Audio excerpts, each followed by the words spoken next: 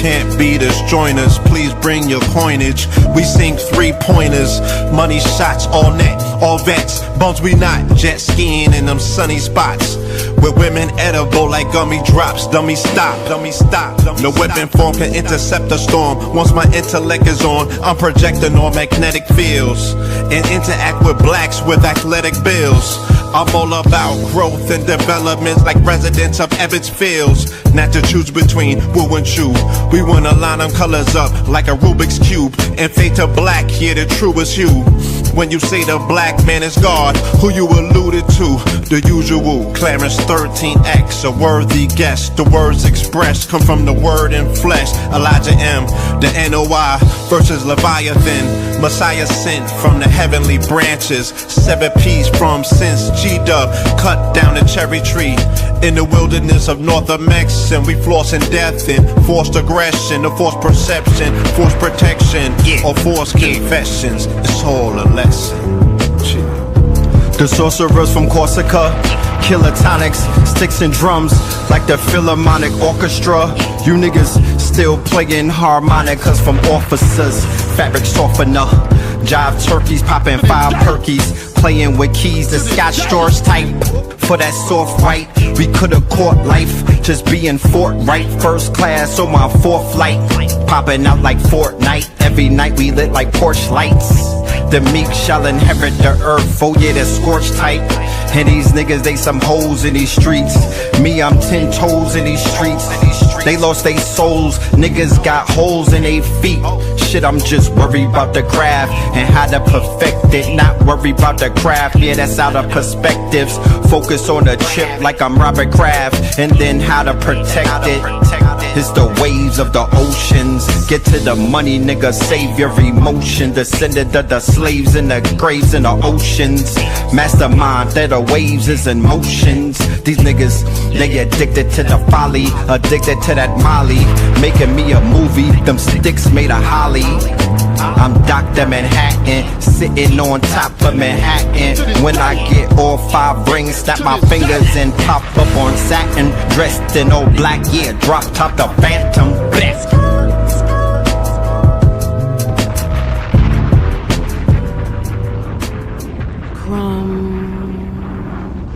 TV.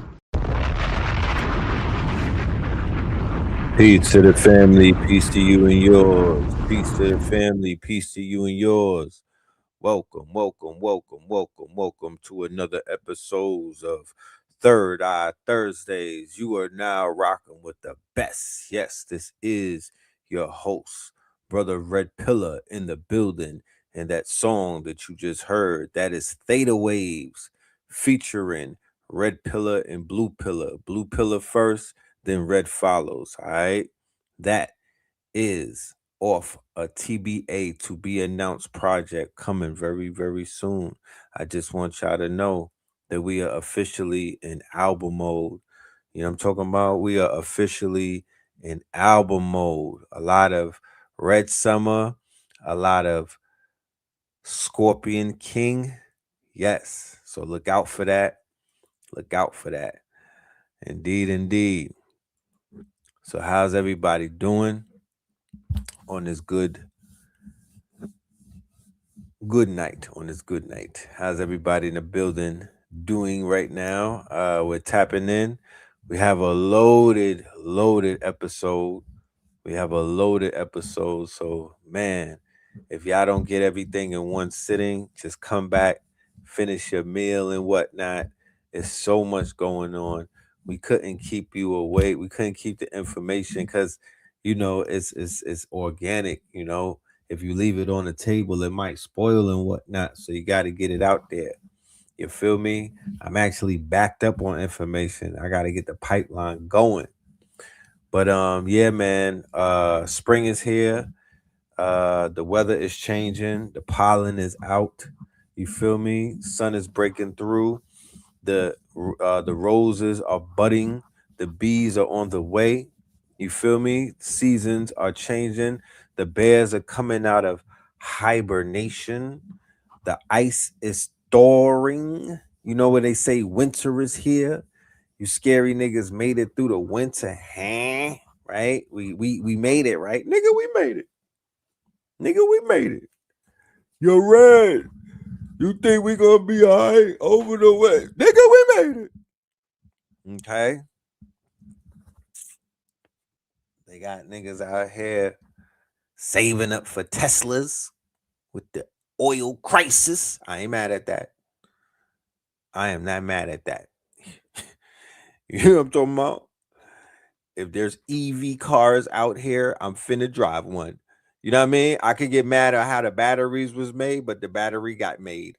I'm finna go get me one of those electronic things and with a generator in case they shut off the grid. With a little hoopty in the motherfucking garage somewhere. You know what I'm talking about? With mad oil barrels somewhere. Like I'm a sheik. Let me remind everybody that when we hear the word oil and petroleum, you know, we did have owner, you know, we were touching that oil bread. We was touching oil wealth all up in Oklahoma and other places. Let's go ahead and do the roll call. Let's do the roll call and let's see who's in the building. All right. Let's go ahead and tap in with the roll call. We got a packed show tonight. We're going to get lit. You know what I mean? All-star lineup. We got an all-star lineup. Okay. Nobody came to play. Everybody came to play big ball. You dig?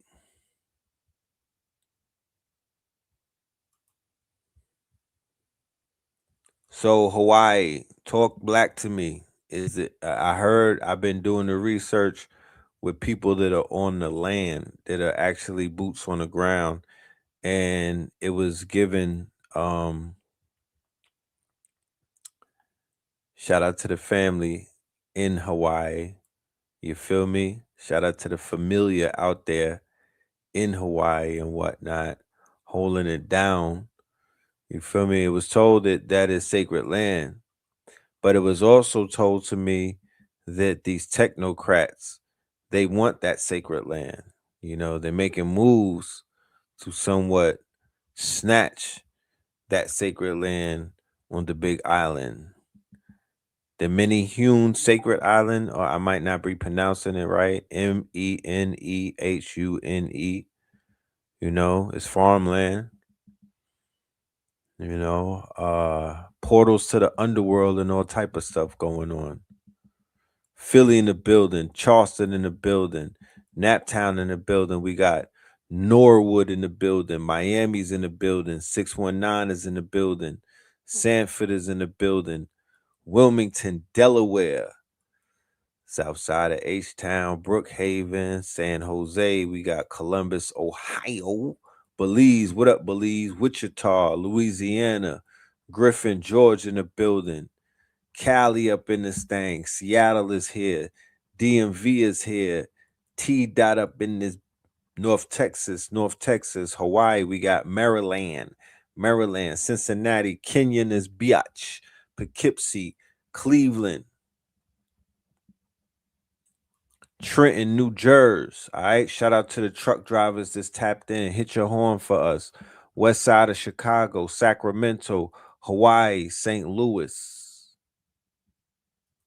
It got crazy this past weekend. It was flooding like Hurricane Katrina, no BS. Yeah, that was in Hawaii. I saw the footage. Like I say, so much is going on. We didn't even get a chance to cover that. There was a few things that were going on. There's that fire in Nebraska, right? Millions of acres. And then you had the situation in Hawaii with the floods. Remember, fire horse apocalypse, fire by purification. Rosben talked to, we got to bring Rosben back. We need this follow-up with Rosben at this point because the predictions are predicting Staten Island in the building, San Diego in the building. Literally, if you go to the episode that he did when he did the reading for the beginning of this calendar year 2026, where everybody said the New Year's is on the day of spring, I received no flyers. I didn't get no alerts. I didn't get invited to any ceremonies. I didn't see nobody go live, no reposting pictures. Nobody went viral with none of their so-called allegedly New Year's celebration when they was lecturing us about when the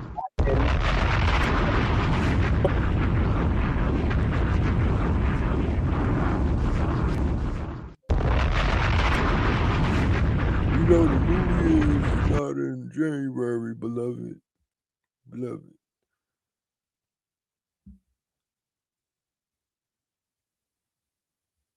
But I don't see nobody really.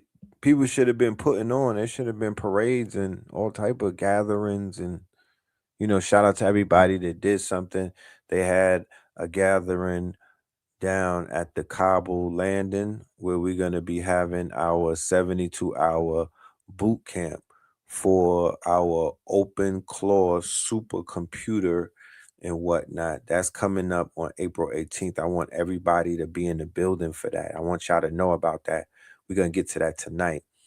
I wanted to premiere some music, a video that I have, but I don't know if the censorship is going to try to block this video when we send it to get when it's over with.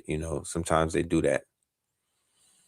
The oil explosion in Texas. We got floods in Kenya last month. The oil explosion in Texas. Big dog shit. Shit is going down. You feel me? Like real talk. You come back in 48 hours, God forbid 72 hours. You come back 72 hours to these platforms, the whole chessboard has changed up, right? Every state was affected by a weather anomaly at the same time. We got meteors, fires, and floods. Listen, ladies and gentlemen, unequivocally, without any shadow of a doubt, we are in the illest spiritual war that you've ever witnessed. You are standing literally in the middle of a crazy spiritual war. Keep in mind, I want you to put in context what a supreme leader is and what killing a supreme leader means. And when they say that they elect somebody else to be a supreme leader, what is that person doing? Are they doing taxes? Are they reading the Constitution? What exactly is a supreme leader? People are really they're not giving the benefit of the doubt to a people who have crushed many of empires and have been still standing. This is a people who have tapped whatever they have tapped into. It's tapped into. Whatever it had, whatever it was, or whatever it is, has kept them in this position to where their names have been whispered about.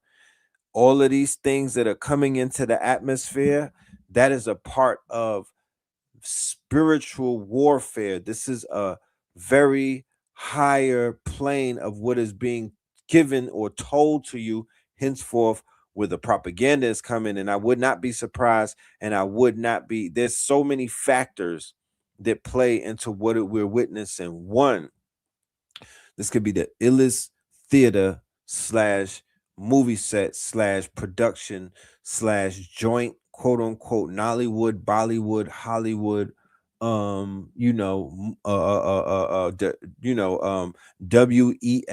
WWE production, right, that we've ever seen. Like the one world motherfucking Klaus Schwartz or King Charles switcheroo, right? That's a factor. Two, the other factor is that it's some shit going down, dealing with the Leviathan, dealing with portals, dealing with giants, dealing with caves, dealing with stargates, dealing with a crusades against spiritual powerhouses like Venezuela, like Cuba, like Nigeria, right? Like Iran, right? Then remember, they said that they're crusading. What does the crusades entail? The crusades entail them going after where the spiritual power is the edifice is Haiti, the target on Haiti, right? They're like, oh, we're going to get drug dealers. As niggas is like, yeah, let's stop the cocaine from coming in. And it's like, nigga, what? They're going to stop giants. They're going to stop dragons. They're going to stop the awakening of a quote unquote force that lives through the actual people, the veils. They're stopping a bunch of shit from taking place. What are we talking about? Operation Southern Spear, I believe. An autonomous war that they launched in the quote unquote Western Hemisphere against Latin America. But this is about robots. This is about drones. This is about unmanned. This is about Anthropic. This is about Palantir. Man, this is about IWAS. And who comes strolling out today in the White House? Oh, Melania Trump in a robot, right? And I said already, if you saw the drones being the unmanned autonomous drone warfare that the Ukraine and the Russia conflict introduced you to in this theater of war, well, this one right here with Iran is going to introduce you into embodied humanoid robots, Boston Dynamic dogs, right? Robots, droids, right? They will go through the they will gonna put on the Straits of Hormuz, right? They're gonna send those robots. They're gonna send those robots to assist. They're gonna bring out exoskeletons, robots, drones, dogs, and all type of AI, Anthropic, and Palantir. Remember, they just signed the contract with Palantir for what? For Palantir to be the core system of not just the military, the entire system, everything. That's Skynet, ladies and gentlemen. That's the touchdown. That's what they would. That's what this whole provocation was somewhat manufactured to kind of do. I don't trust near one of them. This is chess and not checkers, and you could be the monkey in the middle. Always know that there's fake beef. Always people could fake a beef to basically put your ass in the middle and act like you're collateral damage, right? Or they'll fake a beef in order to create the environment to where they're locked down and their final solution or their next quote unquote their next level of colonialism. These are all colonial. Remember, all of the actors have a vested interest in us not waking up. Not nobody benefits off of what's going on in the Sahel region. Nobody benefits off of Negroes in America not just finding out that this is their land, but being able to enact real law. Being what? Being able to pack up a European and send their ass back to wherever the fuck they came from. Real talk. Being able to pack up, being able to deport every single person in the Americas, not just in North America, South America, Central America, Canada, and North America. Being able to hold them against their treaty and be like, you know what? Y'all got to self-deport. ICE is at the airport, right? All right, cool. They'll put you on ICE. Yeah. They'll make sure that you'll get your ICE at the airport. But you got to go back to Poland, my nigga. Yeah. You didn't honor the treaty. You were not honorable to the decree.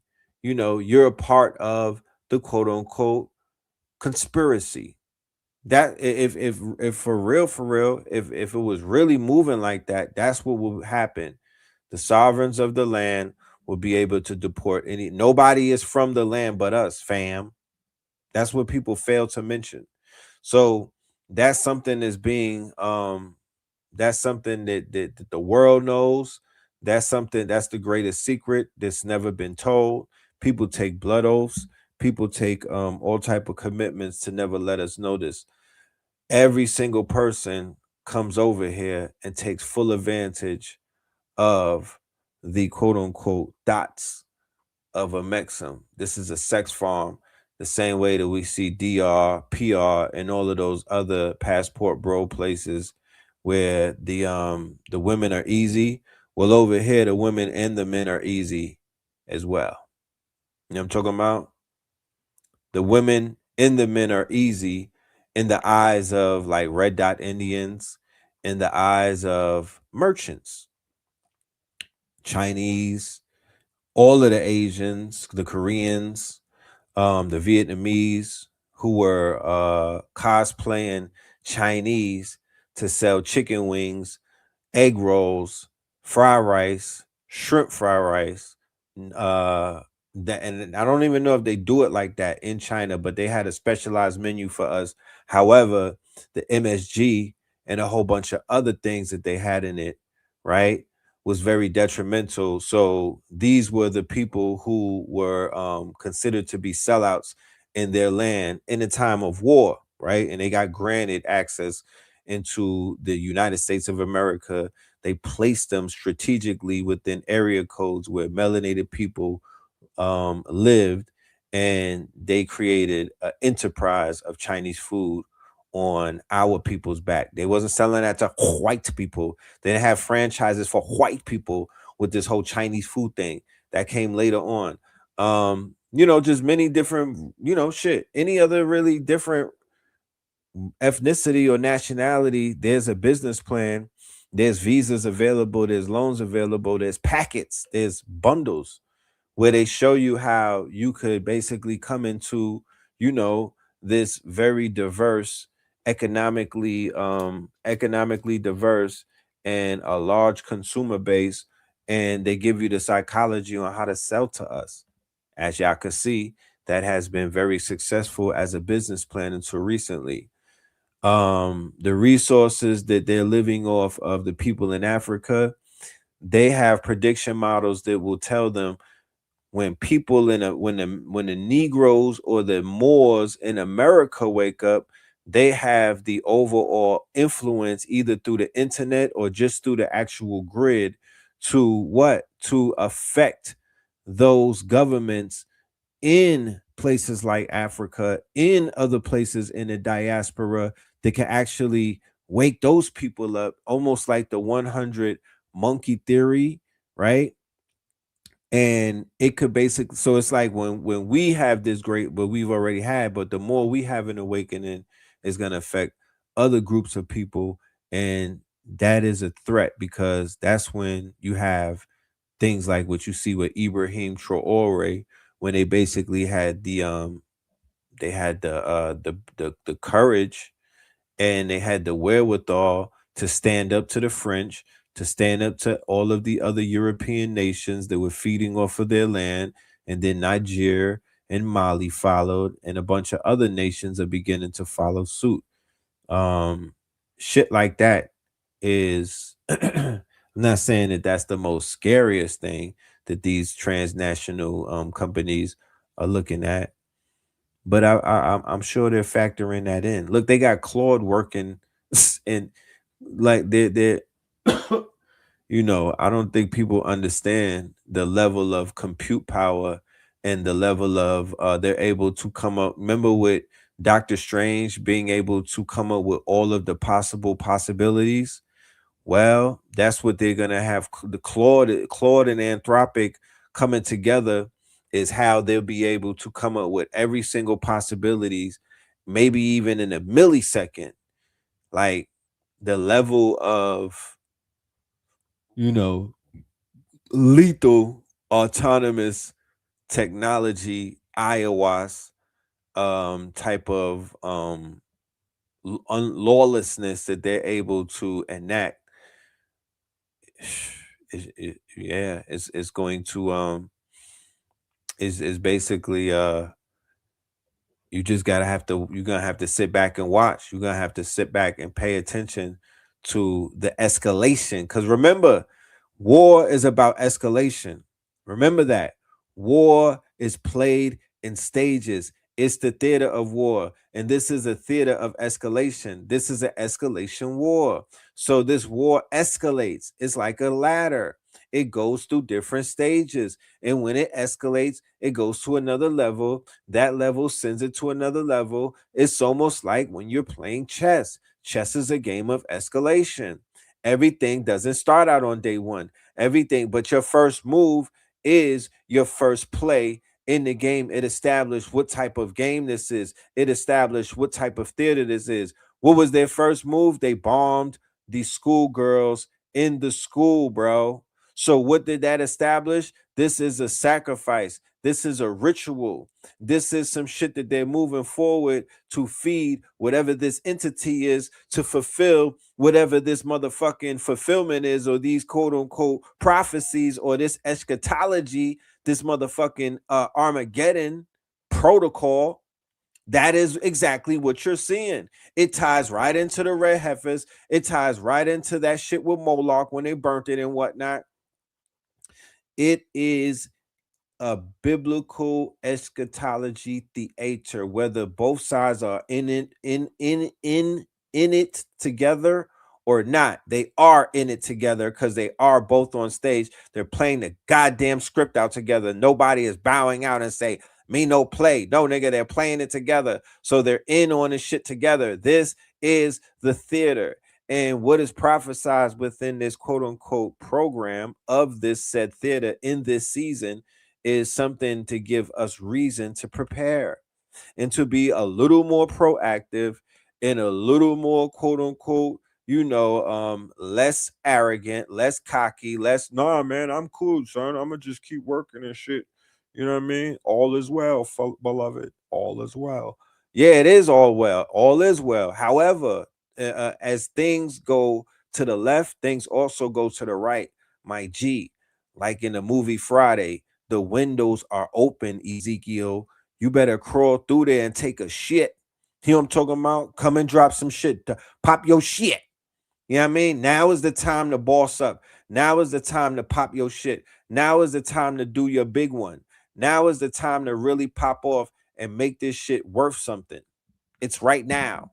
While you're watching this world go topsy-turvy, while these people show their complete fangs and whatnot, they don't have decor anymore. You're begging them to play nice. You know what I'm saying? There's a lot of people that are wishing that they play nice. You're hoping that they don't just say what it is and just keep it a 1,000. You want them niggas to keep it half and half. You want them to go 50-50 with you. And I get it, because it could get scary underneath fascism and dictatorship and what they call authoritarianism. But I promise you, the playbook is playing. If you read Project 2025, they're playing this shit to the T. Nothing is out of order. There's a series I've been playing it called A Book of Villains. And every single one of them players, from Stephen Miller to Voight, look, they got the whole shutdown. ICE is in the airport. You don't see ICE before you go through TSA. You see ICE after you go through TSA. So what is ICE there to do? ICE is there to stop people from leaving America, not coming into America. Now that ICE is in the airport, this is Escape from New York, Snake Plissken. They're stopping you from leaving this bitch now. Remember, I've told you before, this is about stopping people who they don't want to leave here from leaving, right? That's what this is about. Because if they're in the airport and they don't want you to get on that plane at this point, you're not about to get on that plane. If they activate that list that Palantir and them have and whatnot, you're not getting on that motherfucking plane. You'll go through PSA. Oh, you took your boots off. You didn't beep off. You know what I mean? They be like, put your belt on and whatnot. And then Iceman cometh. Them niggas is pulling up. Iceman cometh, right? Come with me over here, sir. And you're in Alligator Alley or some shit. You know what I mean? Because you're on that list because you was with them Antifa niggas, you know what I mean, taking selfies and whatnot. Or, you was on the live with the Antifa niggas trying to be with your We Are the World shit, going up against the ICE protest when niggas told you to bow out because that's a operation. That's federal. That's a part of the PSYOPs. None of that shit has anything to do with you, but what you got to be doing outside of the scopes of where they're at. They should not be in the same sandbox that you're playing in at no time. People be throwing themselves into this Central Intelligence Agency headquarters and be wondering why they're getting gang stalked and be wondering why these people is on your ass and whatnot. You went into the beehive and took a shit. You went into the hornet's nest and started kicking things around. You should have just been moving around that shit. Y'all play GTA. These niggas be in GTA when you go up the levels to where the black cars come out, and then you wonder why they stepping the way that they stepping with the helicopters and the Black Hawks. Yeah, nigga, you turned up the motherfucking surveillance. You did that. You did some hot boy shit. You know what I'm talking about? You can't blame that on nobody. These niggas be out here conscious crash outs. And you can't blame nobody on that. You know? Here in Phoenix, ICE is in TSA checking IDs. Remember, they got to roll them out. They can't roll them all out to every single airport. They did it on Monday. Started doing that on Monday. Right? ICE has the biggest budget of any law enforcement probably in the world, let alone in America. Don't fall for the okie doke of how they are presenting these people like they're just nincompoops and they're they're just these thugs with face masks and everything. They are the most heavily funded law enforcement agency that spun or spawned out of the Homeland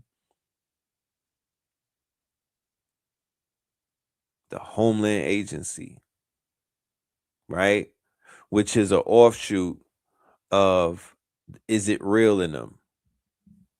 You feel me? It's filtered with a bunch of those quote unquote people from the IDF and all of that. Okay? This is as close as you could get when it comes to like the DHL and whatnot, the Department of Homeland Security. I mean, the DHS and all of these other people, these cronies. They will be consolidated. Okay? Be very, very mindful about the traps that are being laid by people who are being used to react online, in public, on your phone, triggering keywords and other things because of them doing what? The same thing that Facebook got sued for, right? By manipulating people's energy fields, right? What is Meta doing? They have algorithms that are rage baiting people, manipulating the behavior of people, okay? This is something that Epstein and a European out of Harvard, right, named Martin Nowak, okay? Epstein gave him $20 million, okay? In Harvard, they went ahead and opened up their own separate lab, and they were doing what? They were doing research on how to manipulate people and control them through social media, right? This was right around, and this all went to Meta. This all went to Zuckerberg. They just had a verdict today where they had to pay a girl $20 million because she was able to prove that they are using their Meta system, their Facebook, their quote unquote social media platform to control people's emotions, moods, and consciousness, right? This is not me just winging it. This is not speculation. This is case law. This is yes, control influence. Thank you. Thank you. Let us get some KTLians on the job right there. Martin Nowak, Epstein, Harvard. Let's go deep diving and let's put that information out there for my researchers, so y'all could go ahead. That is a full plate. I still got that plate in the oven. I didn't even bring that's a whole 2-hour show just on that one topic right there, that not only did Epstein have his hand in manipulating the video game world, or what they call the gamer university, because he was with the bigwigs and they were creating microaggressions. They were putting all type of social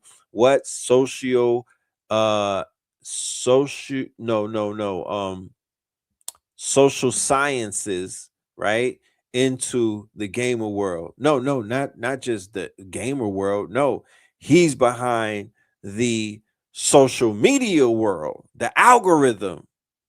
He's behind that.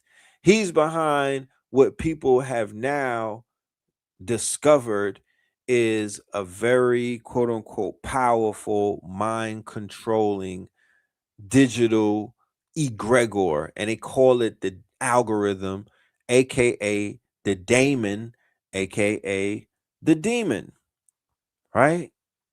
So this is yeah, you said Ready Player One, right? Around the time, coincidentally, where Meta pulled the plug on their virtual reality, right? Their virtual reality aspirations. Okay. But I'm going to show you something real quick. I'm going to take us all down memory lane briefly. Let me just pull it up real quick.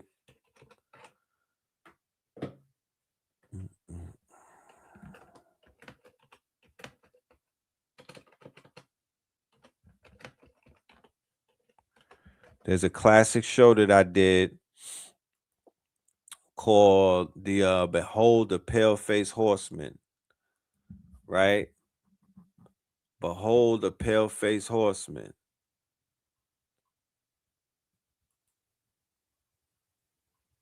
And it gets into this book right here. I'm going to pull this book up. I highly suggest, if you one of those readers of books and you go ahead and you like to add, the research, you do add the books to the research, go and grab this immediately. They got the Kindle. Oh, I believe they got the audio book. Shit, I'm going to grab that.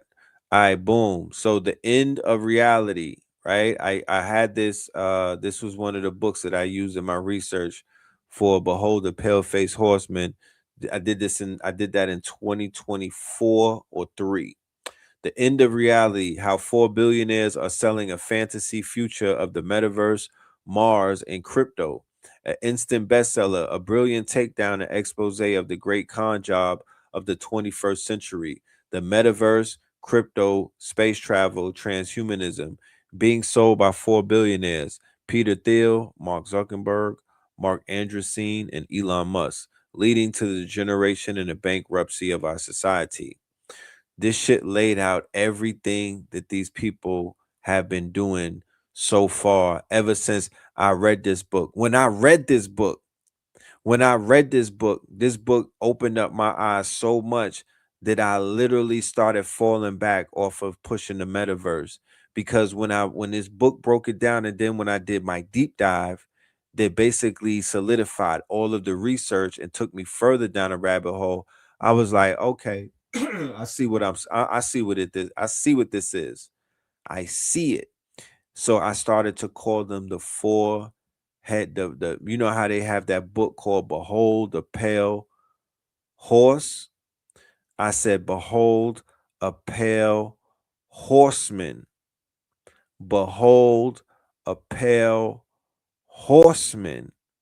And it's the technocrats, it's the transhumanists, it's these oligarchs that are creating a new future through the implementation of what? Weaponized autonomous AI that I call IOWAS.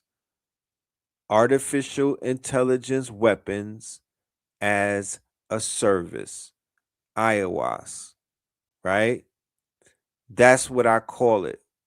Okay. And that is what is taking place in front of all of us as we speak, you know. But at the same time, like I said before, generator, operator, destroyer, it is the destroyer in God. It is the destroyer that I speak of in generator, operator, destroyer. You now have the AI as destroyer. It's not speculation, it's an operation. Generator, you have generative AI. Like you see this picture of Schoolie Red right here. Schoolie Red is generated, right? But he's manifested, not just a generation. He's a generation of a imagination, right?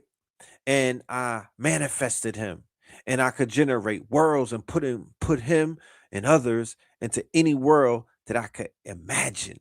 I am a generator. I am a co-creator. I am God. I'm an operator now. What is operator? Operator is Kimmy Claw. Operator is Open Claw. Operator is Claude Code. Operator is Agentic AI. Operator is Perplexity Computer taking over your computer. Operator is that. That's operator. Operator is Agent Swarm.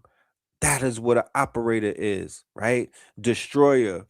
What is destroyer? Destroyer is the fact that in the future you will have autonomous drones protecting you in your house. You will have a whole entire open source drone system with dogs, all type of things. Yeah, you're gonna have your own quote unquote Iron Dome. You're gonna be able to send quote unquote drones out to basically, to patrol and do all that. Look, it's coming. It's here. It's here. They have Palantir incorporated into the armed services. And they have that program called a Maven. Nigga, it's over.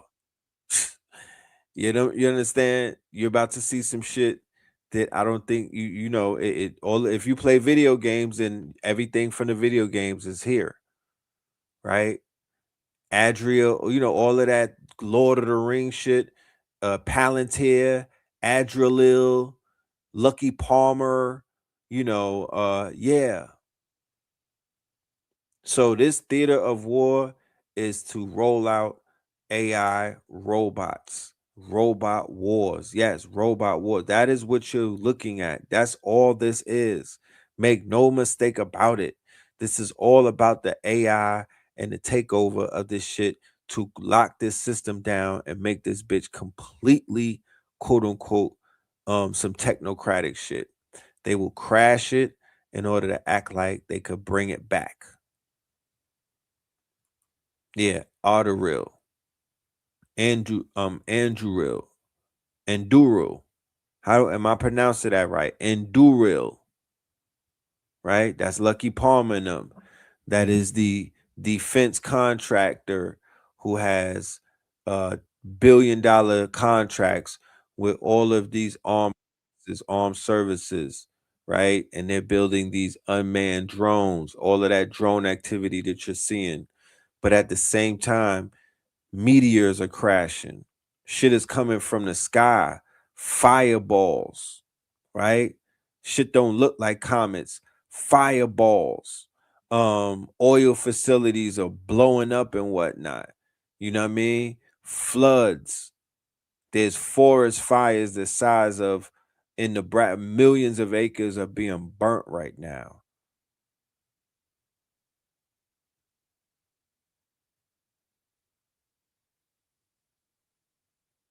So they pulled the plug on the metaverse. $80 billion from Meta. They pulled the plug on the metaverse, and he said he wants to focus on agentic AI, right? Mark Zuckerberg just had an AI CEO take over as CEO on Meta. Go and look it up. He just had an AI of himself, a digital twin, take over, and then they killed the metaverse, right? They killed the horizons, is what they called it. He discredited, and remember, Apple killed the virtual glasses. Elon Musk killed whatever metaverse goals that he had, and then Zuckerberg just pulled the plug on Horizons, and they discontinued their whole department for the metaverse. He said he's going fully in on AI, and he's going in on agentic AI. So it was all a waste of people's time, a waste of money, a farce, just like the book said, right? Just like the book said. Smoking on that OF leader pack. So it's a lot of shit going on, man. It's a lot going on. I would encourage everybody. I can't control nobody, but be sober. Focus on the most optimal of health. You understand? Healthy mind, healthy body. If you could hit the gym every day, hit it. If you could not, if you can't do it, hit the calisthenics. Men, do your Kegel exercises. That will turn you from nigga to God. Your Kegel exercises. Work on that. Work on your calisthenics. Work on your work on stuff like that. Strength training. Okay. And of course the women, work on your glutes. You feel me? And other things as well. Work on your health, work on your mental health. Make sure you got nutrients. Make sure you're growing food in your house. If you're not growing food in the house, or if you're not turning the house into some type of farm activity or operation, you might be quote unquote gambling with just chance at this point. And at this point, it's best to be right. Go meditate on it. If you in the fifth dimension and you made the jump, you go do the heavy meditation. If you have not made the heavy meditation, if you have not made the jump and you feel like you might be stuck a little bit in the third dimension, then I would say it's better to be safe than sorry. What's being safe? Safe is getting with Blue Pillar 44, and H Factor. They have a movement and initiative called Farming. Then I will be jumping in the summertime with the Facts Initiative. All right. We'll be able to assist. We'll be able to help. We'll be able to work out, and you'll be have a downloadable kit, an actual downloadable kit in a PDF form. They will give you the step by step on how to set up an indoor, quote unquote, farming operation. And if we have to come out and set it up in hands on, if we have to send out reps, because it won't be us personally, but if we have to send out our reps to do that in the state that you live in, then we'll arrange that. That's not a problem. Our goal is to have at least 100,000 of us with indoor farming and growing our own food. You feel me? Growing these, and this is not ordinary food that we have. We have superfoods.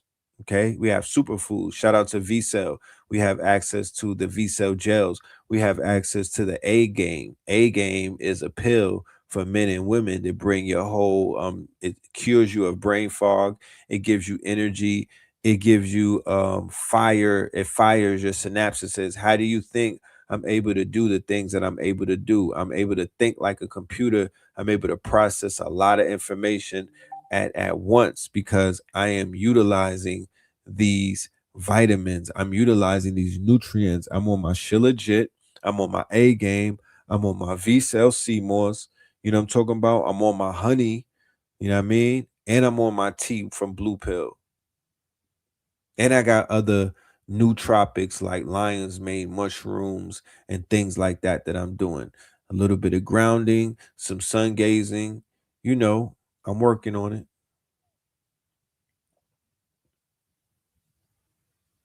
But that would be you don't need no money to do none of this. You don't need anything but willpower. Start right there. Let's get to that before we get to any type of difficulties, because there's levels to this shit. You feel me? There's levels to it. People want to be Kang the Conqueror, but they don't want to conquer nothing. They want to be King the Conqueror, but they not trying to put in the work to conquer nothing. Cause you gotta put in some work to conquer. Real talk. This shit is about conquering. I'm here to conquer. I'm letting you know that the tools that you need, that if y'all want to talk about conquering some shit, my guy, we have a tool shed filled up with tool belts and tools. We could build castles right now without making any noise. We could build cathedrals. We could build synagogues, not of Satan, synagogues of saints. We could build empires. The tools are here, but I'm not about to be yelling on YouTube and begging people to listen on YouTube and pleading. I don't even have time for that. That's the wrong signal to send to the people anyway, because it's not that serious. Those that know, they know. If those are in the chat that know, just put an emoji, because those that know. I promise you, I'm not just talking out the side of my neck. I know. I'm talking from the point of knowing. I could stand on this shit 10 toes with all of my chest, with every single cell in my body in full agreement. The time is now. This is the ancient future. You're gonna pick up everything that's available and throw that bitch at the motherfucking wall. So nobody is asking you to abandon your God-given right of who you are, molecularly. You know what I'm saying? You better activate the motherfucking cells. You know what I'm talking about? You better turn on your super cells. You better activate your melanin. You know what I'm talking about? Your pineal gland better motherfucking get charged. It better go off and everything. But I'm here to let you know that in the midst of all of that, there are tools that will help you work smarter, not harder. You could bring your dreams to reality. You could build worlds. You could do anything you put your mind to. What more do you need from me? What more do you want from me right now? What more do you want? Not from me. It's not me. I'm just a spokesperson. Real talk. I'm like Max Headroom right now. I'm just talking from the universe. The universe and the dolphins want to know, how much more do y'all need? Huh? Check this out. Let's go to the commercial real quick. This is where we moving. This is the 72-hour boot camp that the people asked for. So we here with it. You know what I mean? We're locking in. We're not talking. We're locking in. You damn right. We are locking in. I'm going on tour. This is going to be 72 hours, not just one time. I'm taking this on the road. It's going to be the 100 income stream 72 lock-in. Then there's going to be the Claude co-work, Claude code lock-in. Then there's going to be the how to make a movie in 72 hours lock-in. We getting locked in. We doing boot camps. Put your phone away, open up your computer, and let's brainstorm. Mastermind principle. Let's get it. There's no more time to waste. If you don't have a job, you're in a better place even if you don't got a job. You got time. You got opportunity. You got potential. You better go for it. You know what I'm saying? You better go for it, because ain't nobody going to hold your hand. But you could go for it, though. Check this out. You've been laid off, passed over, or just tired of somebody else's dream. If you've been laid off, passed over, or just tired of building somebody else's dream, listen close, because what's happening right now in AI is not a trend. It's a transfer of power, and the window is open. There is a new class of operator emerging. They're not coders, they're not corporations, they're the designers, the visionaries, the builders who finally have a machine that matches their imagination. It's called the Claw Bot, and it doesn't just generate ideas, it executes them autonomously, on command, while you sleep. The agentic AI boom is here. Agents that write, build, publish, automate, and operate without hand-holding. And the people learning to command them right now. They're the ones who are going to own the next 5 years, not the ones waiting for a job posting, not the ones watching from the sidelines, the builders, the ones who show up. That's why we built the OpenClaw 72-hour boot camp. 72 hours to go from zero to operator. You'll build your first clawbot, deploy your first agentic workflow, and walk out with leverage you can monetize immediately. 3 days, real skills, no fluff. The revolution doesn't wait, neither should you. Kinetic knowledge. I want you to look that up. Kinetic knowledge. I want you to look that up. Kinetic knowledge. Dr. Claude Anderson. Dr. Claude Anderson.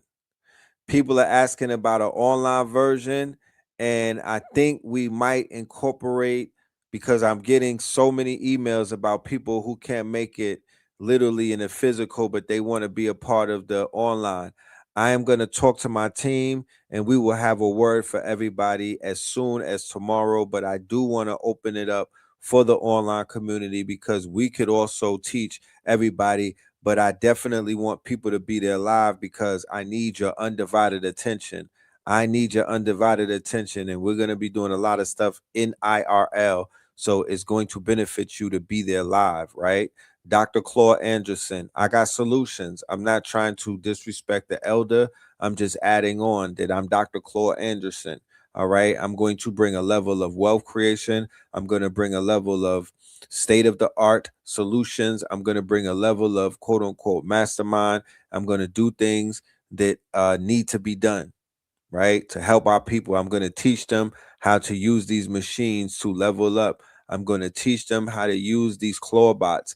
When I say clawbot, it's literally an AI operating system that you own. It's not a part of a corporation. This is open source and I own it. That's why I'm holding a Mac Mini. It is my own computer. It is my own quote unquote server.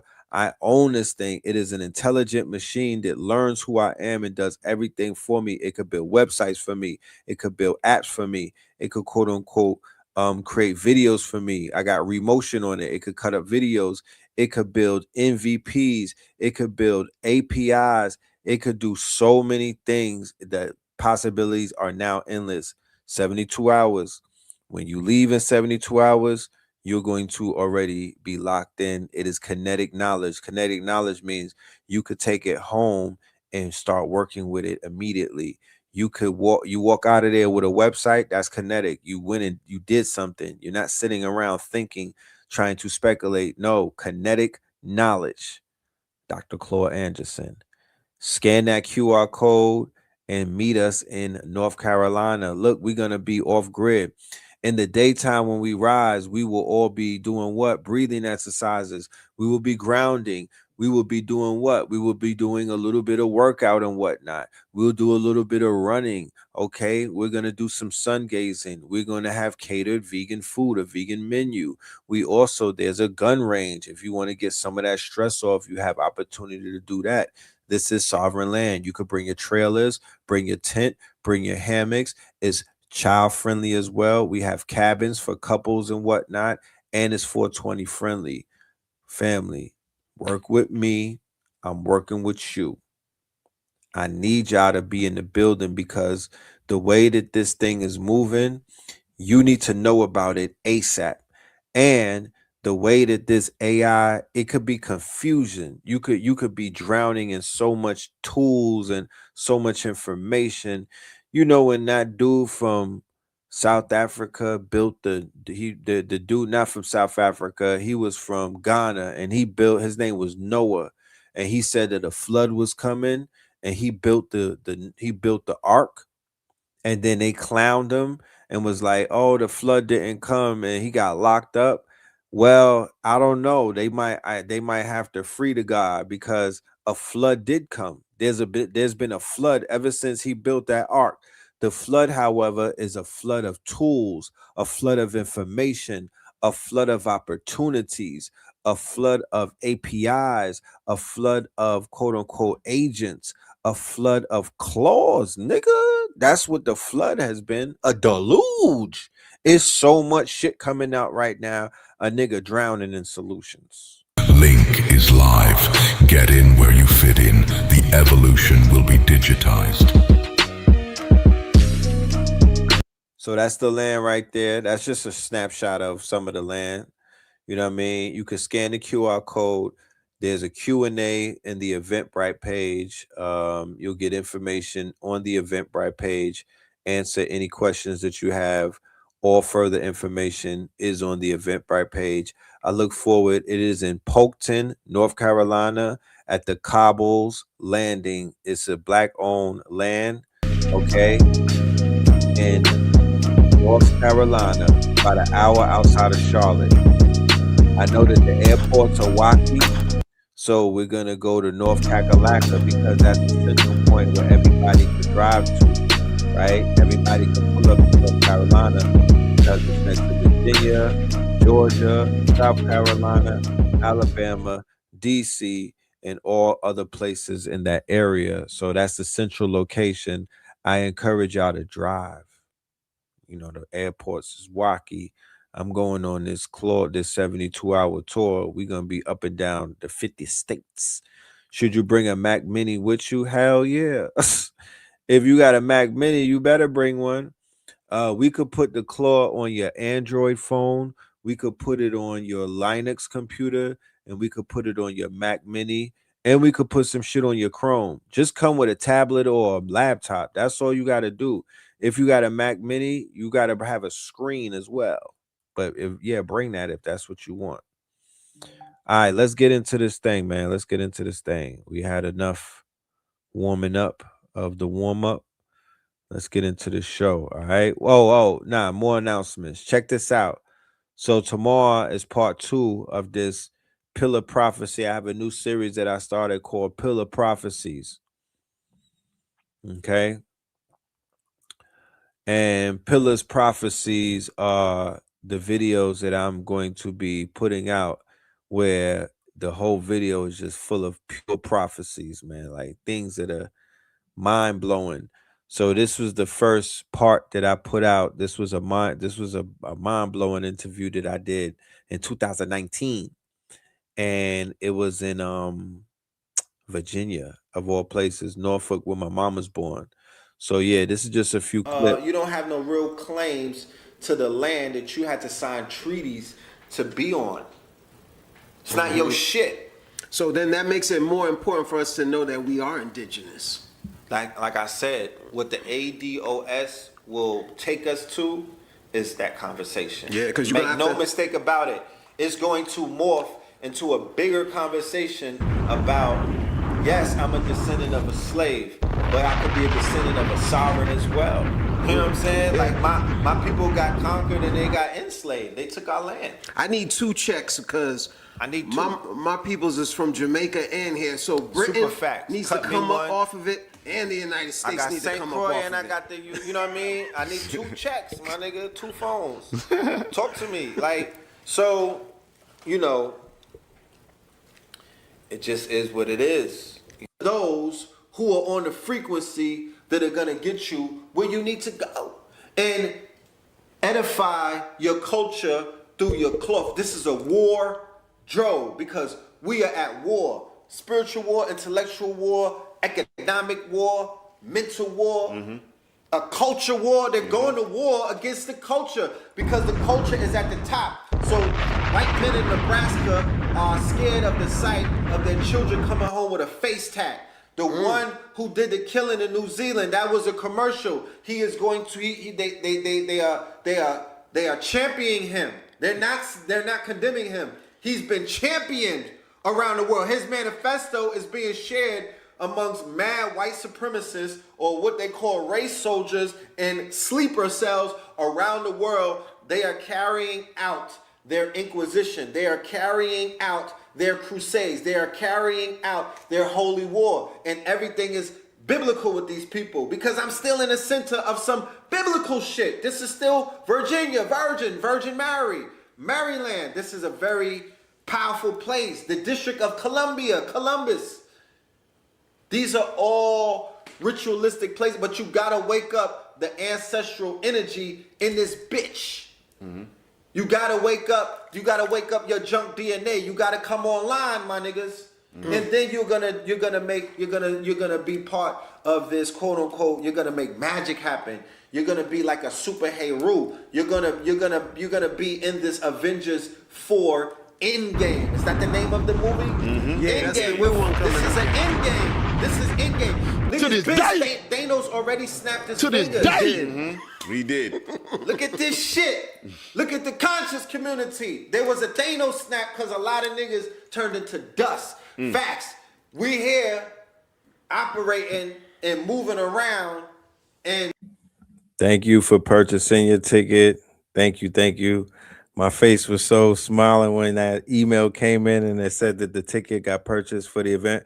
I'm telling you, family, listen, as you can see with this video that I'm playing from 2019, I'm doing that to show the family that these conversations that we're having today are simply the conversations that we were having years ago as we were preparing ourselves for these days. It is to establish trust. It is to establish proof of work. This is not something that we did not follow any trends. We created these quote unquote trends. We are this blueprint that we are all experiencing right now. None of this is a mistake. All of this has been planned. This is the universe is conspiring for all of our success. Okay. So I promise you, for anyone that's out there who doesn't have a job, they gave you a quote unquote pension or severance and whatnot. You got fired. You got laid off. Think about it. Would you rather go and work for someone, or would you rather someone work for you? Put one in the chat if you would rather someone work for you, considering all of the work that you've done your whole entire life. Not to mention, you just found out over the past 10 to 20 years that your ancestors were also giving up wild labor, sweat equity, and their IP, right, to a bunch of people who gave them nothing in return. Right? So as long as we are on this page, nothing else matters. I don't want to confuse anyone, because at the end of the day, we don't all have the same politics. And that sometimes gets in the way of how people decide how they are going to quote unquote address the situation or the problem. I am a problem solver. I am coming with solutions. I wear many different hats. This is the hat of a solution right here. I'm not wasting anyone's time. In 72 hours, we're getting completely to something that we cannot get into in 1 hour or 2 hours or 3 hours or 4 hours. We're locking in. This is a boot camp.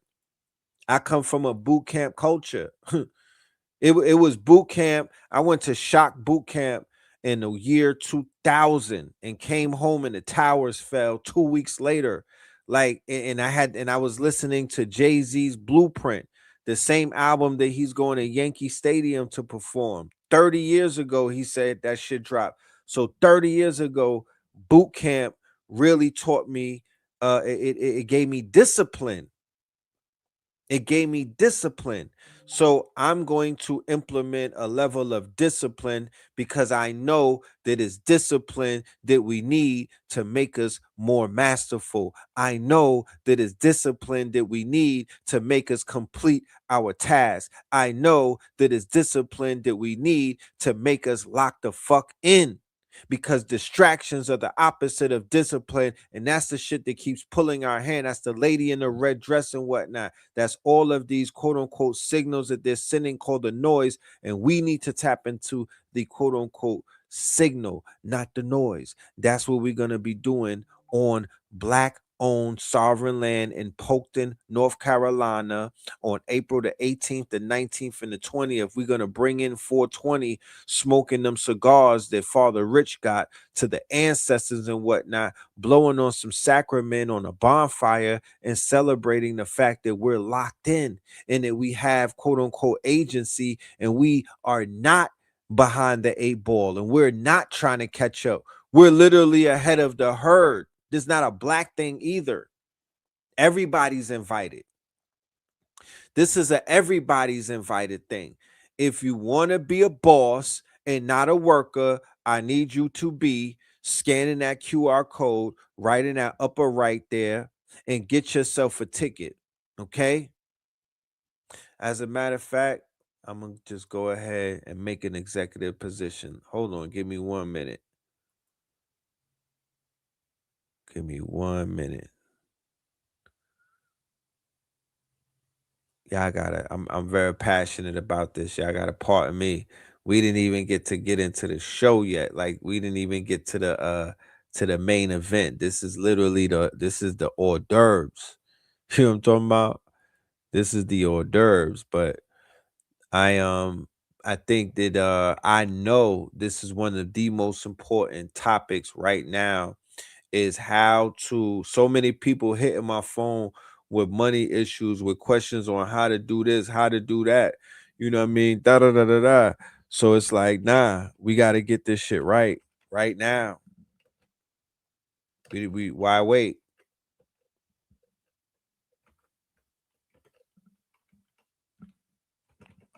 Open, close.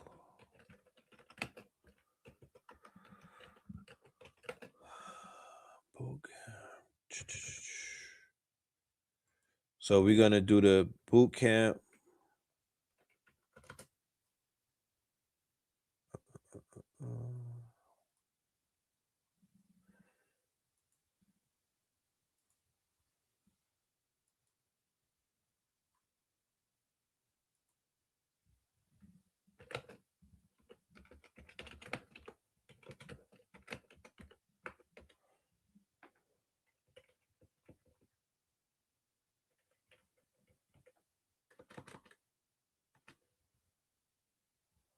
Give me 1 minute.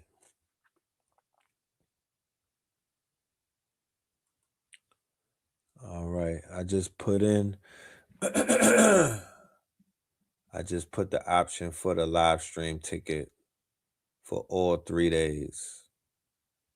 Boom. I made the executive call. Okay.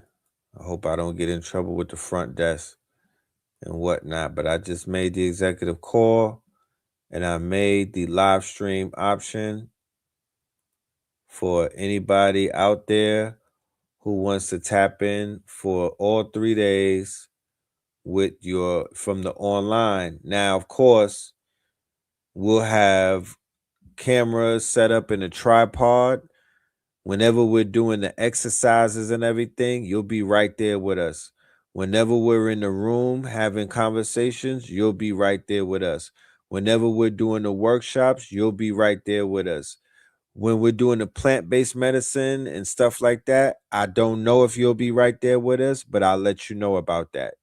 But you'll be with us. We'll got cameras. We will pay cameraman to come out there. You know how Casanet streams?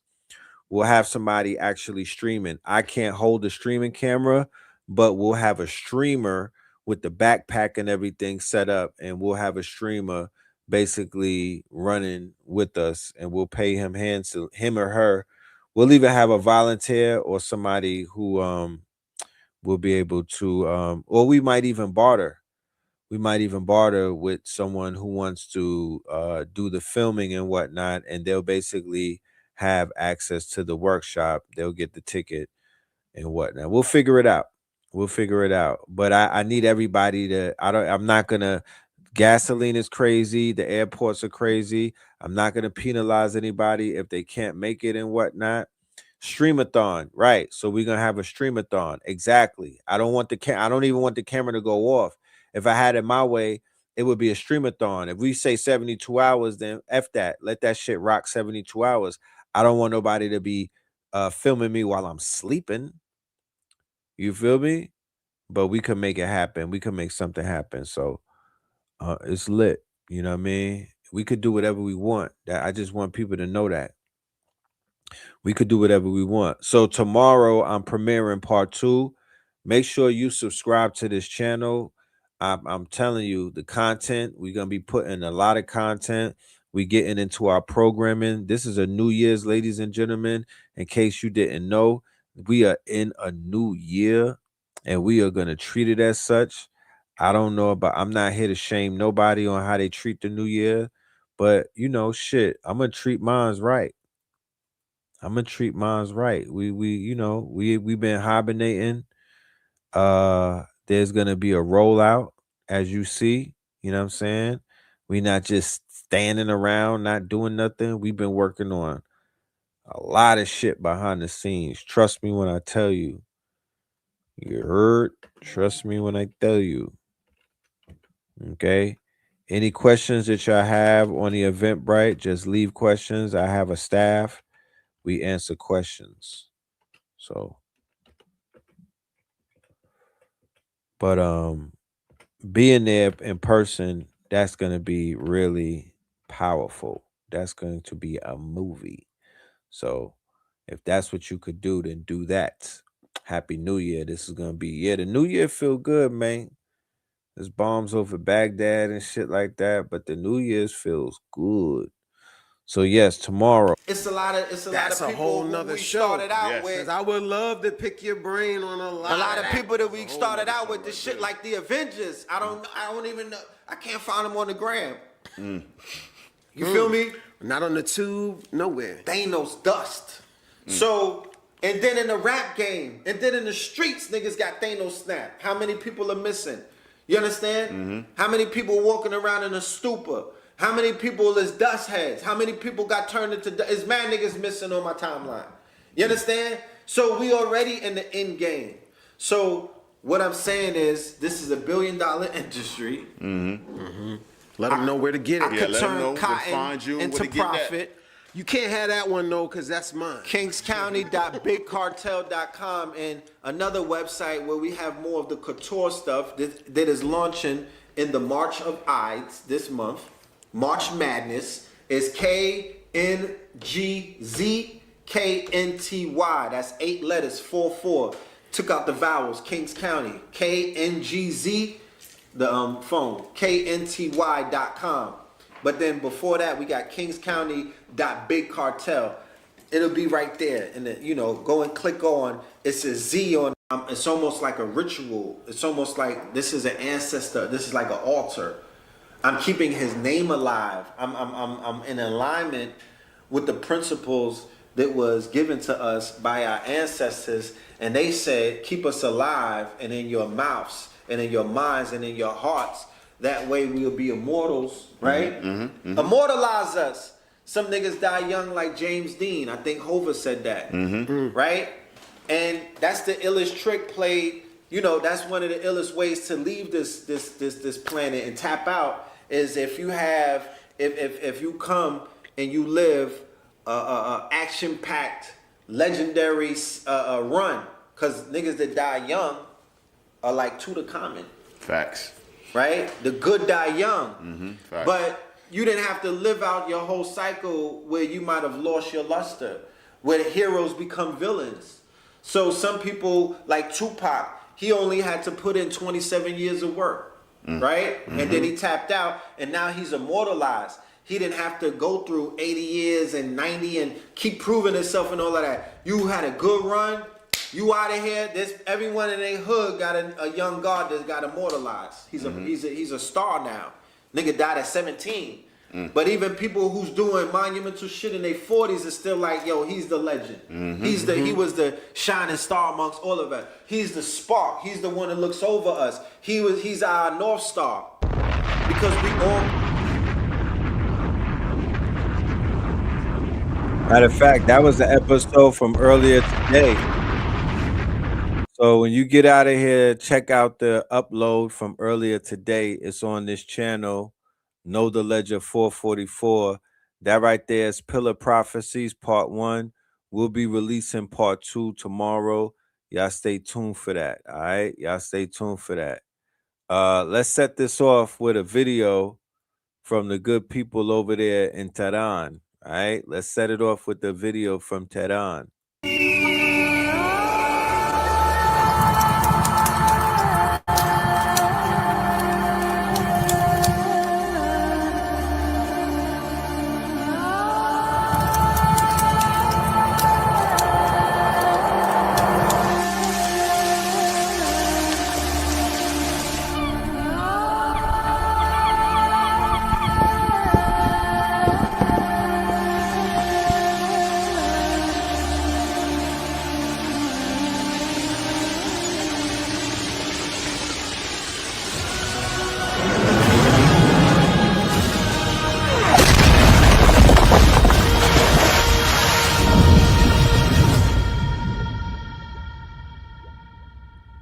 When I say this thing has turned into an AI Sora VO3 war, they're fighting a war. You know how they used to fight wars with memes? They're fighting a war with AI videos these days. You know, the White House is launching shit from their Twitter. Iran is throwing out Sora clips from their Twitter. You feel me? And they're using, yeah, it's just real funny what's going on. Brosy, talk to us, Brosy.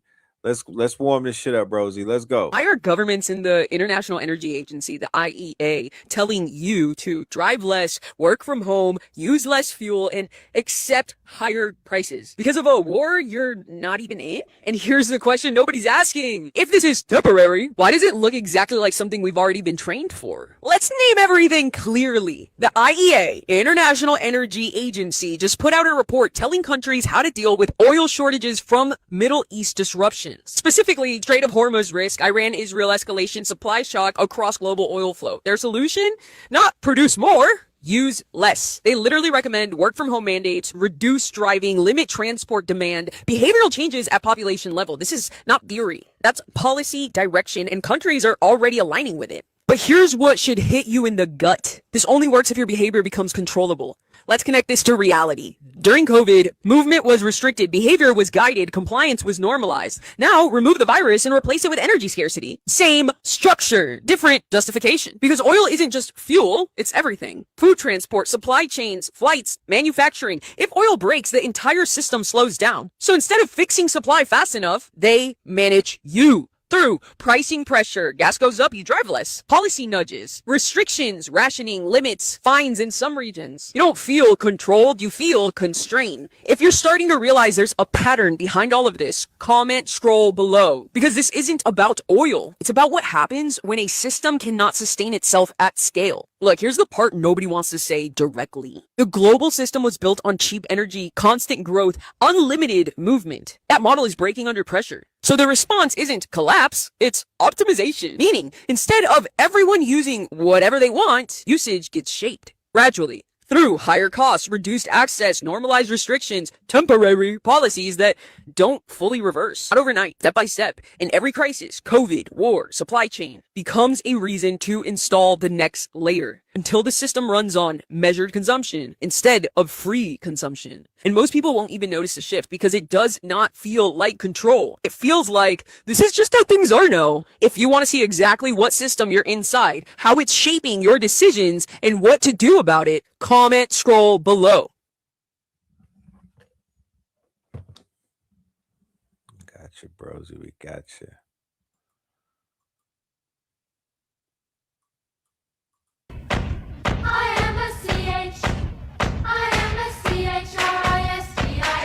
The worst part about that video is that it's not just these fringe Christian influencers that think that, it's how people within the US war machine are talking about policy right now. Since Operation Epic Fury, which are those strikes in Iran, the Military Religious Freedom Foundation has received over 200 complaints from troops across 50 installations from every single branch of the military. And remember, those are just the whistleblowers that came forward. They tell stories like that of one combat unit commander who told his officers point blank that Trump has been anointed by Jesus to light the signal fire in Iran to cause Armageddon. And in case anyone doesn't know, that's basically the end of the world as we know it. And additionally, for these types of Christians who think that they will be saved, that's not a grim thing at all, it's euphoric. And this is not even to mock anyone who might believe that. I mean, for centuries, Christian theologians have predicted the end of the world, attached biblical prophecy to modern events, and try to prepare their followers for it. But this is an indictment on the actions of accelerationists, or people who in this case believe that you can speed up the apocalypse through violence or geopolitical catastrophe. I want you to research this word. This is another word for tonight, accelerationists, right? And then put J.D. Vance, Peter Thiel, and Curtis Yarvin, Yarvin. Curtis, like Curtis Jackson, Yarvin, Yarvin. And go and pull up accelerationists to have a better understanding as to what this ideology means, right? What is this ideology? It's not just another saying. It's not an accelerator like you find in technology.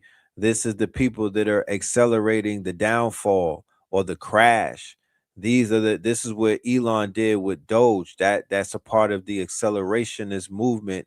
He accelerated the crash by sending all of those people into Doge to do what? Crash the system. Do what? Flop the system. With them dismantling the Board of Education, that's accelerationist. What are they accelerating? The crash. By starting a war with Iran, that's the accelerationist. What are they accelerating? The eschatology, the end of the world biblical narrative, right? The quote unquote script, right? They're accelerating things for the Zios. Go and look it up. Don't take my word for it. Do your due diligence, right? And we'll cover it.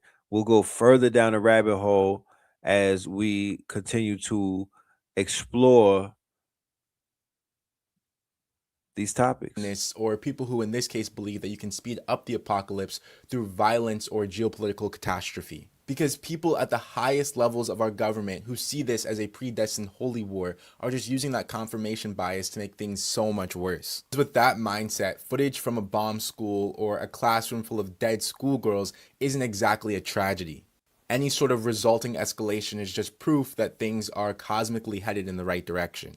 And that's why conversations that talk about this war in the context of oil, shipping lanes, deterrence, even nuclear weapons are going to be incomplete. Because many Republican politicians in a huge number of their constituents are drunk on the fantasy that this is a holy war and that the worse things get, the sooner the end times will come. But that's all I could fit in this video. If you guys want a breakdown with a full history of these concepts going back centuries with a specific focus on the Reagan era and all my sources listed out, please go to my Substack at History.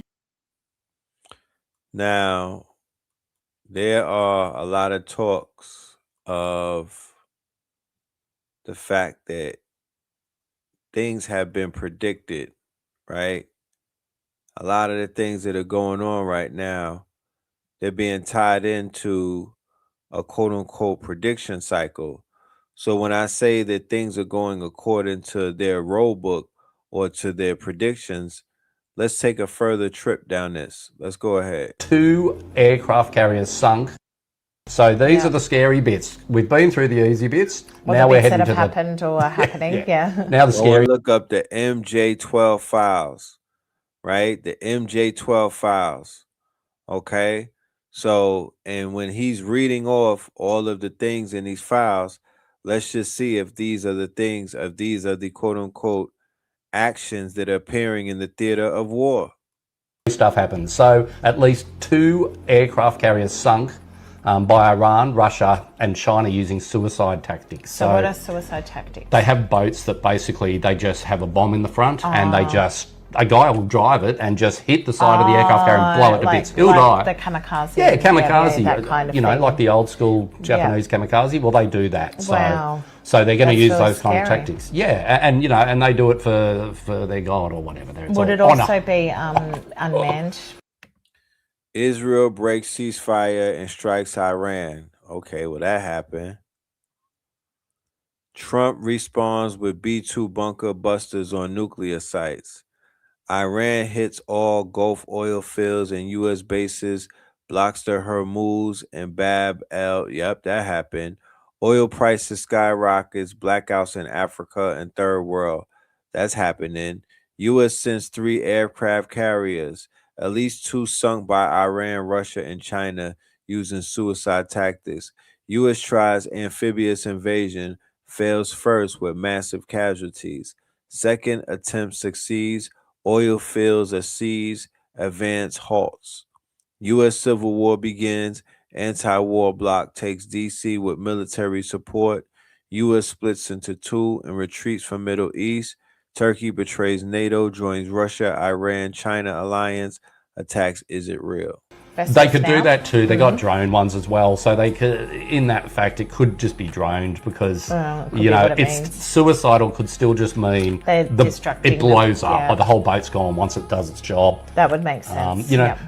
2 aircraft carriers sunk is a pretty big job to do, though. I know that even in America, a long time ago, I can't remember the Nimitz or whatever it was, some aircraft carrier, they were using it for target practice and trying to sink it, and it took them something like a month. Because there's so many compartments and so much air stored in it that they were punching massive holes through it. And in the end, they just started chucking massive missiles into it, and the thing just was hard to sink. Breaks ceasefire and strikes Iran. Trump responds with B-2 bunker busters on nuclear sites. Iran hits all Gulf oil fields and U.S. bases, blocks Hormuz and Bab el-Mandeb. Oil prices skyrocket. Blackouts in Africa. This was in 2025, right? This is on 4chan. Remember, like I said, these are the type of things that they take to the prediction markets, right? It's stuff like this that investors are using to bet against on prediction markets like Polymarket and making money off of shit like this. Because if you go ahead and you use this as a quote, if you use this manifesto or if you use this post as a scorecard, you could hit, you know what I mean, on these prediction markets if you follow these posts. So what does that do? That creates now a propensity for people to want to make shit like this to come true. They're putting money behind it now. They're putting energy behind it now. They're charging it up and whatnot. It's called hyperstition. It doesn't have to be true, but so many people putting energy into it will make it come true. You see how that works? That's what hyperstition is. The people could be making this shit come true, right? By them just putting it on 4chan, and so many people, right? So many groypers and gooners and Turning Point USA, Charlie Kirkers and other people reading it, believing it, putting energy into it, right? Gooning to it, shedding blood to it, putting energy, spirit cooking to it. This is how they make these manifestos come to life or birth. The ideas of these manifestos grow through the egregor into realities or into 2D universe or into what they call Malkuth. And Third World. U.S. sends 3 aircraft carriers, at least 2 sunk by Iran, Russia, and China using suicide tactics. U.S. tries amphibious invasion, first fails with massive casualties. Second attempt succeeds, oil field seized, advance halts.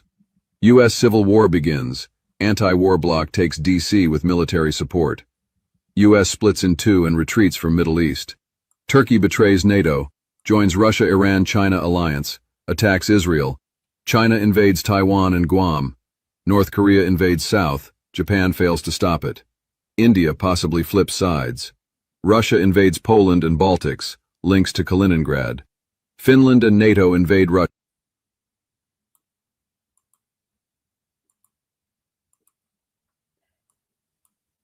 You and I are living in a historical moment in time. I'm talking about the last emperor of China levels of historical, in that we're at an inflection point. The 400-year system of colonialism, capitalism, white patriarchy, the system that was supposed to last in perpetuity, according to scholars in the 90s, it's all falling apart in front of us, right in front of our phones. And it's because the world is moving from unipolarity to multipolarity. It's because European powers could only do colonialism back in the 16th and 17th century because they had most of the hard power and most of the money. Now the hard power is spread out around the world. Now the money is spread out around the world. If you're a Western power, you cannot just walk into the room, set all the terms, and always center yourself, because you no longer have the means to. China is rising, India is rising, Africa is rising, ASEAN countries are rising, Mexico is rising, South America is rising, Central America is rising, the Gulf states are rising. Like, everyone is rising except for the West, which is stagnating, homelessness crisis, housing crisis, mental health crisis, lack of community, loneliness epidemic. These are all things that the West is experiencing because it's not equipped in its current stage to deal with a multipolar world, a world where it must treat the people it once subjugated and oppressed as equals. And to the credit of many Westerners, many people have woken up to this a long time ago. They side with minorities. They're incredibly vocal. They actively work towards being anti-discriminatory, work towards uplifting minorities. And those people are going to do well because they have the ability to see the cube and not the square. They have the ability to integrate. And I think where 17th century, where that poison really set in, was a separation of STEM from arts and the humanities, the separation of practical experience from academia. You now have technology that's used to extract from people rather than help society. You have these academics and institutions and think tanks that put out pieces and papers that just don't resonate with the new world, the world that we're moving towards, the world of globalization, the world of integration, the world of pattern recognition. And white patriarchy is being exposed for the poison that it is. And many of us in the West are starting to wake up.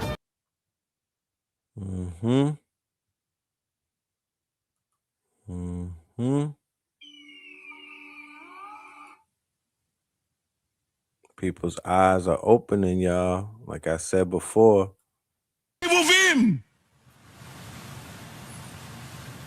אנחנו נלחמים על הבית. אנחנו עושים כל מה שאנחנו יכולים פה. אבל אין פה מדינה אחריך. בשביל להצליח אתה צריך מדינה. אי אפשר לבד. גמרתם את קריית שמונה. Don't he look like Gru from Despicable Me? My nigga look like Gru, right? Like Gru and Tony Montana mixed at a kid. עושים כל מה שאנחנו יכולים פה. אבל אין פה מדינה אחריך. בשביל להצליח אתה צריך מדינה. אי אפשר לבד. גמרתם את קריית שמונה, גמרתם את יישובי הגדר, גמרתם הכל! גמרתם הכל כבר!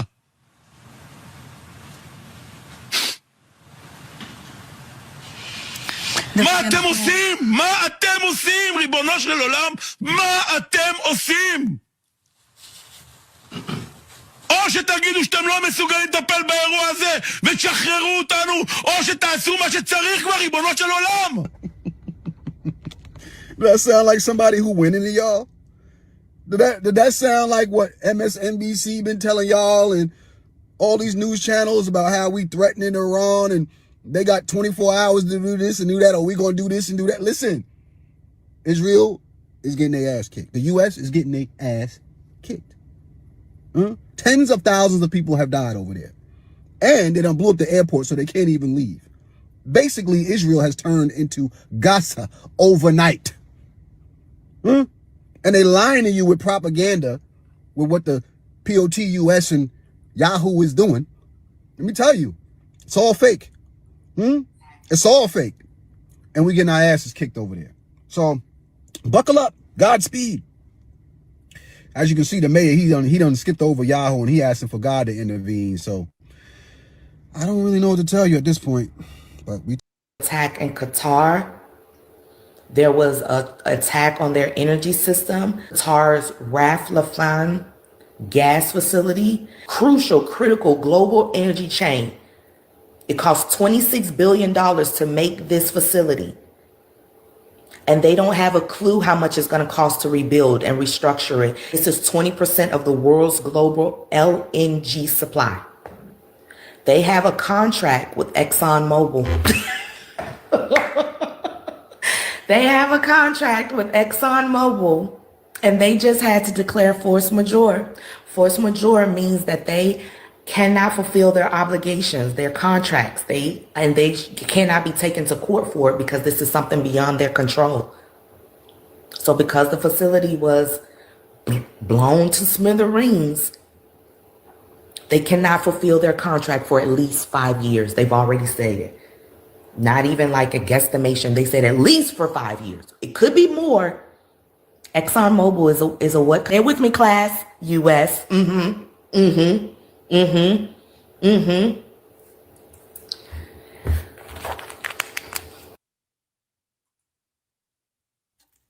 news that is indeed breaking. Hold on, Godiva. Hold on. Let me squeeze somebody in there real quick. Let me see if I scoop. Right now, a New York Times investigation has revealed that remember when the United States, alongside Ecuador,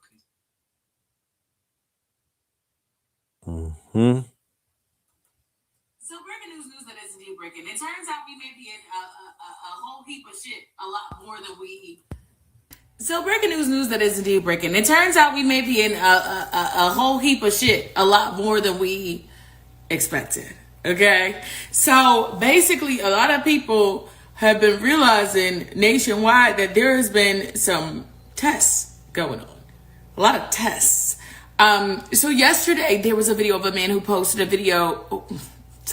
Who posted a video of himself in Southern California, and the alarms were blazing. Now, a lot of people claim that it was severe. It was literally just a tsunami warning, but I don't think that that's true, because as I went through the comments, I saw that there were several other people from different states that also had their warnings going off, like their warning alarms in their region going off. Some in Dallas, Texas, some in, I believe, the southeast coast, and then I believe there were some in central, windy cities, that area as well.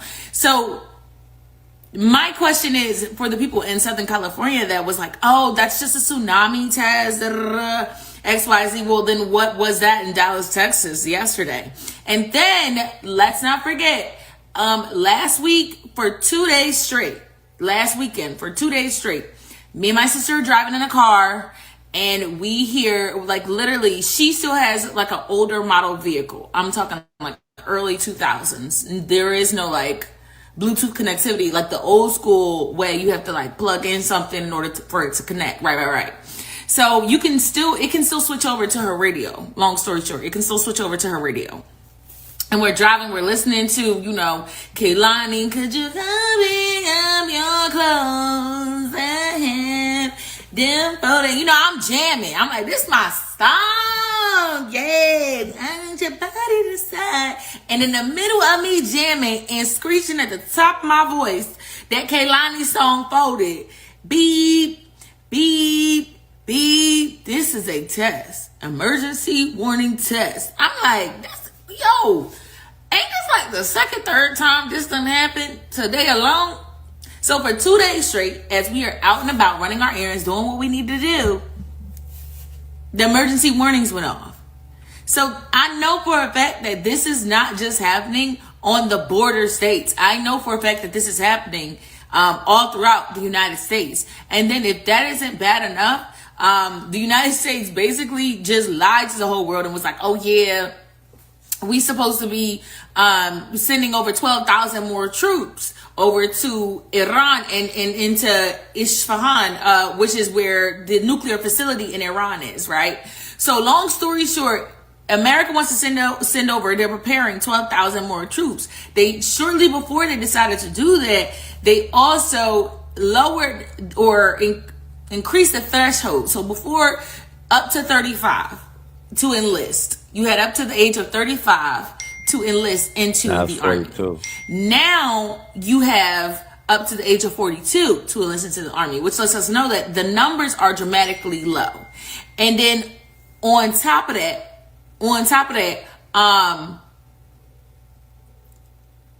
y'all don't know how many people Iran has already fully enlisted into their service. Let me break it down for you. They have over 2 million. The IRGC has over 2 million soldiers. 2 million soldiers. 2 mil. And they told us, Abbas Argachi, told us to our faces, come on, we waiting for y'all. You didn't actually think that we was going to get into this conflict with y'all and not be prepared. No, baby. We're prepared. We're waiting for y'all. Okay? So believe me when I tell you. Come on. Y'all, we in a lot more shit than we thought. America done lied and told the whole world that Japan gonna come. I'm sending 12,000 more troops. Bitch, we finna get jumped. Japan got on their microphone today and said, I don't know why he told you that bold ass lie. I'm not coming to do a motherfucking thing. No. We are good. You and me, Iran, we're good. We're good. I don't know what that man talking about. I never said that.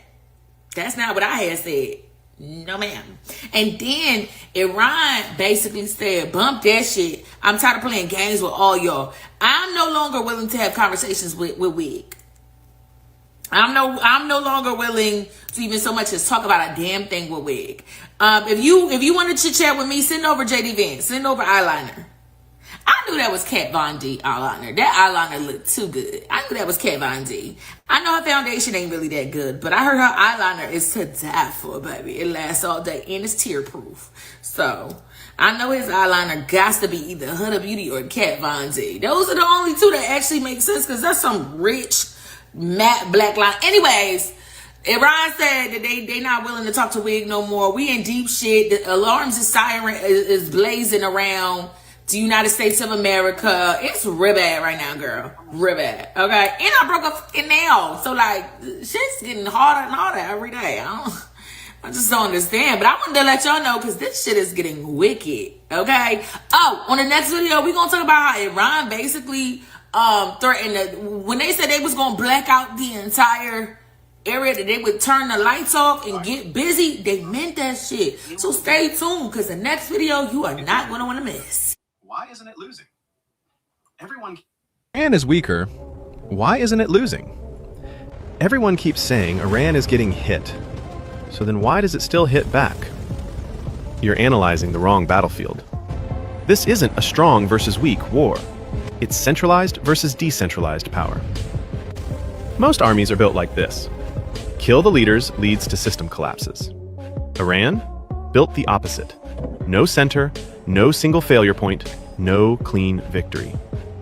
Even if you destroy command, local units still operate. Proxies still attack. Missiles still launch. That's not strength. That's design. Now look at the cost game. A $10,000 drone forces a $1 million interception. They're not trying to win battles. They're trying to make war too expensive to continue. And then comes the real leverage. 20% of global oil flows near Iran. They don't need a clear victory, just enough disruption to unsettle the system. Oil spikes, markets panic. Pressure shifts from battlefield to global economy. So what are you actually seeing? Not dominance, not victory. It survives impact and spreads the pain. And that's much harder to defeat. Because how do you win against something that doesn't need to win?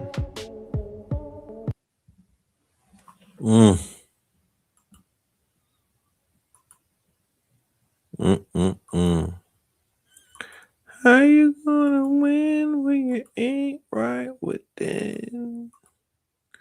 How you gonna win when you ain't right with them? All right, let's go. So we have now won the war once again, this time, maybe being the 7th. I don't know how many times we've won. We've won this. This war has been won. The only one that likes to keep it going is the fake news. It surprises me that we won, but for whatever reason, you simultaneously increased the enlistment age to 42. You 40, you about to enlist on, hey, bruh, that means you got a lot of problems. Somebody take Son's shoelaces. Because if you enlisted at 40, you got some demons you need to let out. I mean, this tells me that a draft is incoming. And you are, man, what?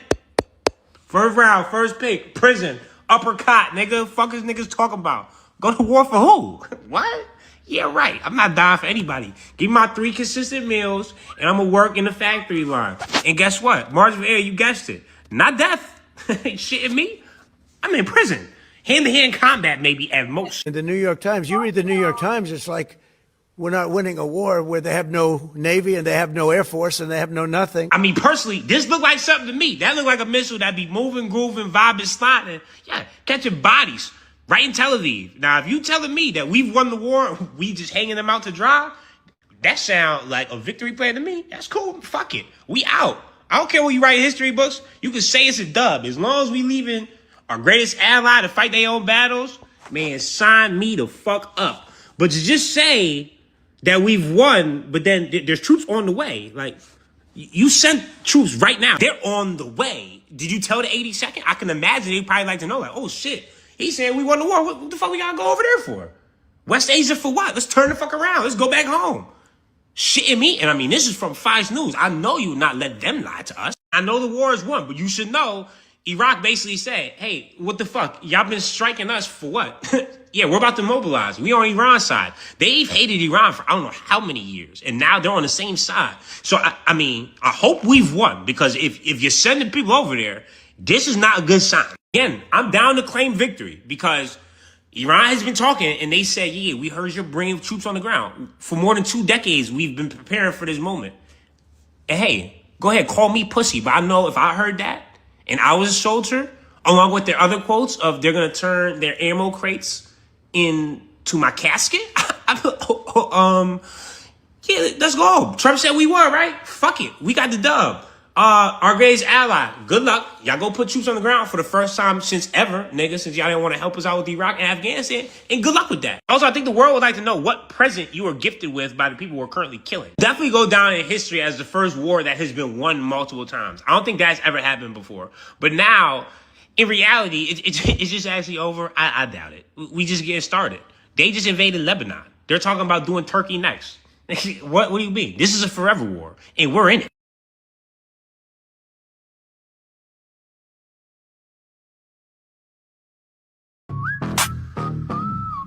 Yeah. You crossed the ocean just to find your grave. Sacrificed your own boys for a lie. Listen. Yeah. Yeah. Make America great again. Yo, Tails, this shit crazy. Yeah. Make America great again now. We will see what happens, yeah. Watch this. Sacred defense, we protecting the soil. While you sacrifice soldiers to pay for your spoil. You once we ran the blow, sitting on your throne. Now we turning every base into a bed of stone. It's a slaughterhouse, a trap you couldn't see. Welcome to the graveyard of your vanity. The secrets are leaking. The pressure is rising. We locked on the target. And now you are hiding. LOSCR. Yeah, we spelling at your name. Send them to the slaughter, you the only one to blame. Bleeding for a puppet while you shaking in your sweet. LOSCR. Taste the ash of defeat. LOSCR. Look like somebody else is using Anthropic Claude. Other than the Pentagon, these niggas are having AI wars, y'all. Yeah, we spelling at your name. There's an AI battle rap. Tell Jay-Z they got AI battle rap, y'all. Send them to the slaughter, you the only one to blame. Bleeding for a puppet while you shaking in your sweet. LOSCR. Take the ass of defeat. Swag's fighting in your Smack GPT, y'all. They got Smack GPT. The AI. What the fuck?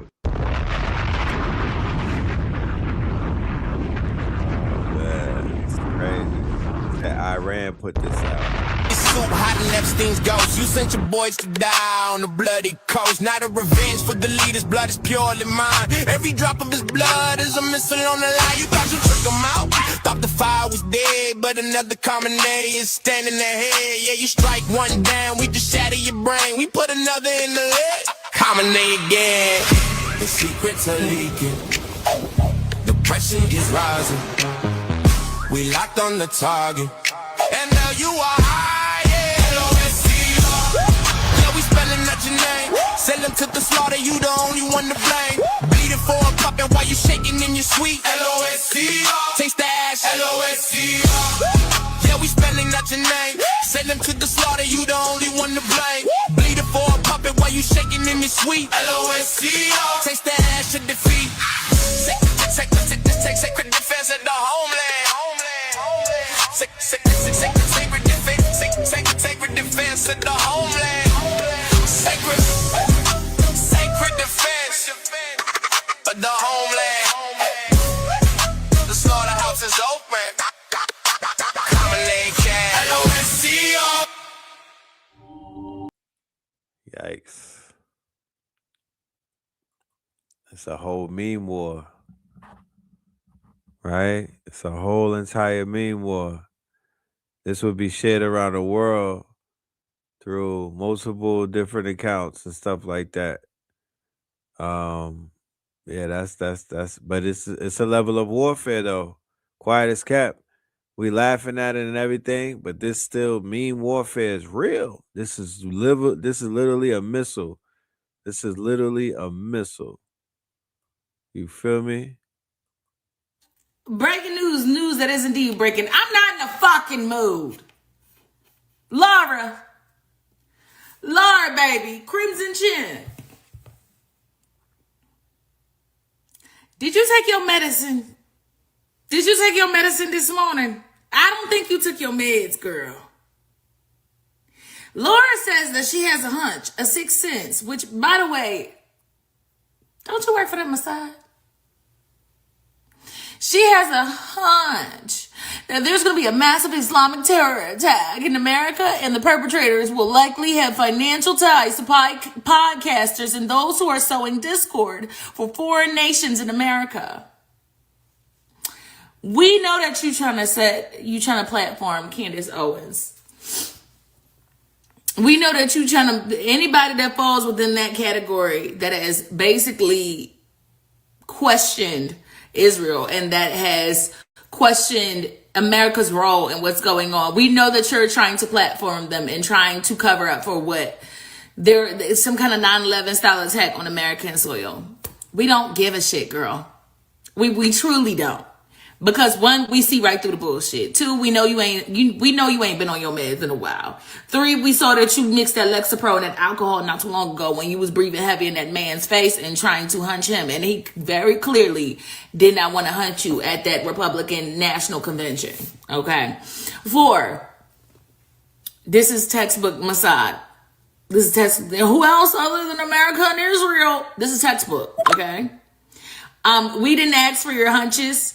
We didn't ask for any of that. You could have kept that to yourself, baby. I promise you we would have been able to come to this exact same conclusion without your hunch. She said that I predict there will be many casualties, and only then will it may be set in that people have been conned into supporting a terrorist psyop to distract you from the threat of Islam. How come you couldn't predict that all that surgery that you got done on you would end up looking like that?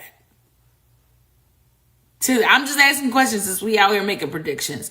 How come you couldn't predict that that the same is the people that are at a, and that their religion is Islam?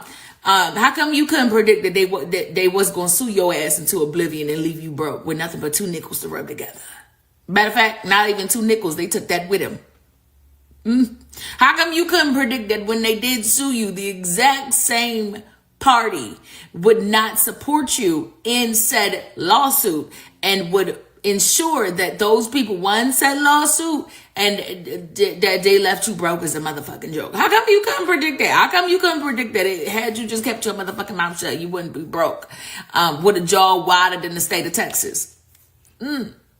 Why you ain't predict that? You predicting shit, but you predicting all the wrong things, Laura. Yeah, I feel like there are people that can make those predictions, that are more qualified to make said predictions. But the things that you should be having hunches and predicting about, you somehow it went over your head and you missed the mark, girl. You completely missed the mark. Not only that, you've been weirdly obsessed with Candace Owens for the longest, trying to coin yourself as like the white Candace Owens, I guess, for a very long time. And the biggest obsession that you have had has been with Islam. So I don't think that a lot of people are going to take your word for it. Not that we don't think that a 9/11 style event would happen. We're fully aware that they've been trying to do this for a very long time, trying to convince us that the issue is Islam and the Arabs. But in fact, it is literally just them. It's literally just you guys. It's like we ripped the mask off of the monster at the end of Scooby-Doo. It's just you guys. Surprise, surprise, surprise. So yeah, we're aware. We are aware. They've been trying to do this for a while now. We're aware. They've been setting the stage up, girl. For a while. Listen, but did you take your medicine is what I'm saying. Are you on your meds, Laura? That is something that we really do need to be looking into. Okay, let's try and set those things aside and focus more on self-care, Laura, and making sure that you are not having any more mental breakdowns in public or mixing alcohol with those medicines, because that's not what you're supposed to be doing, baby girl. Okay? We know. Get you a nap or something. Go lay down. And last but certainly not least, we don't need your hunches. We don't want to trust your senses, okay? Because them senses and hunches of yours led you down to the gates of hell, my love. Go take a nap. Go lay down somewhere. Thank you. Thanks for the information. We're just going to stick that up on the refrigerator. Put a nice pretty little magnet over that. Okay? Go lay down. Go take a nap.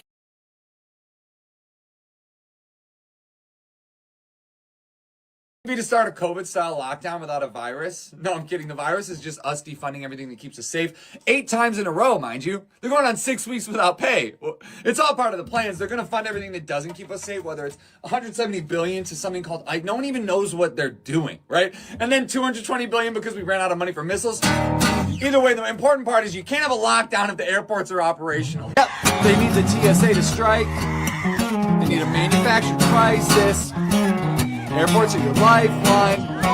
The draft's not going to work if they don't shut them down first. ICE is underqualified. It's only getting violent. They love when you're in lines and you're missing flights, and it'll only get worse until the midterms. And you don't have to worry about deserters if the airports aren't in service. Fallouts have reached an all-time high, so the plan is working. They're starving them out. And it's fucking what? The DHS has been defunding them for years. Now they're just going to surround them with ICE agents from central casting or aren't wearing their masks all of a sudden anymore. Either way, the State Department ordered nonprofit libraries to stop processing passport applications. They want a private, non-unionized police force in your airports, and now they're going to get it. So, you know the deal. Only leaving home for essential travel, avoiding all air travel, you know what I mean? You don't want to be a bad person. Remember COVID? They did it again. All you had to do was start a world war when you had no money or resources. Have a good day. I just replaced your job?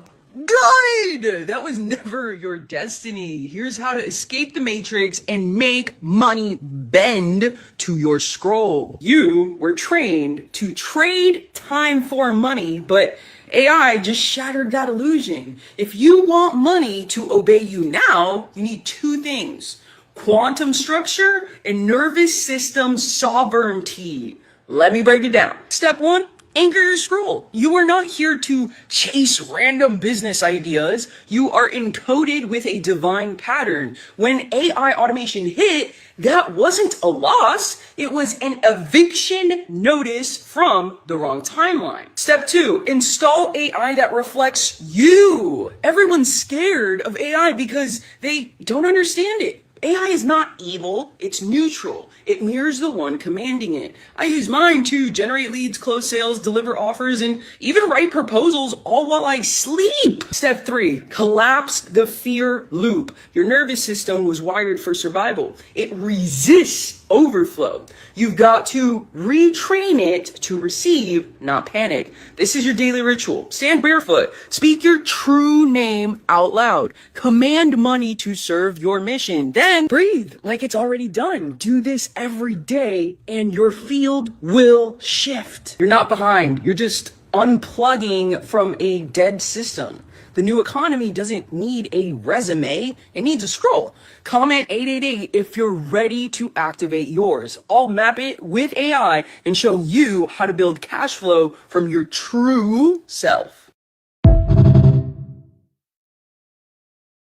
To see if people are aware how much the financial landscape has changed. In November, black men, there were 9.9 million black men employed. February of 2026, that number dropped to 9.4 million, which means there's a 500,000 black men were employed 4 months ago that are not employed now. Black women, 10.4 million black women were employed in November. Okay.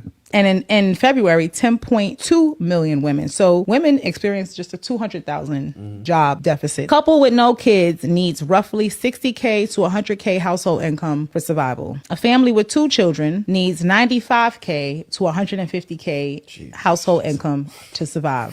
Kids. Parent, right? Yeah. Put a whole 50K gap on it, right? Yes. I said the cost of raising these kids, right? What about the entitlement of women, though? It is there. Like the ones that say, like, I don't want no man that wants 50-50. Women or men are still trying to find love. We're still going out there with the same set of expectations, even though the landscape has completely shifted. And we're no longer in a world where more men are employed than women, because now more women are employed over men.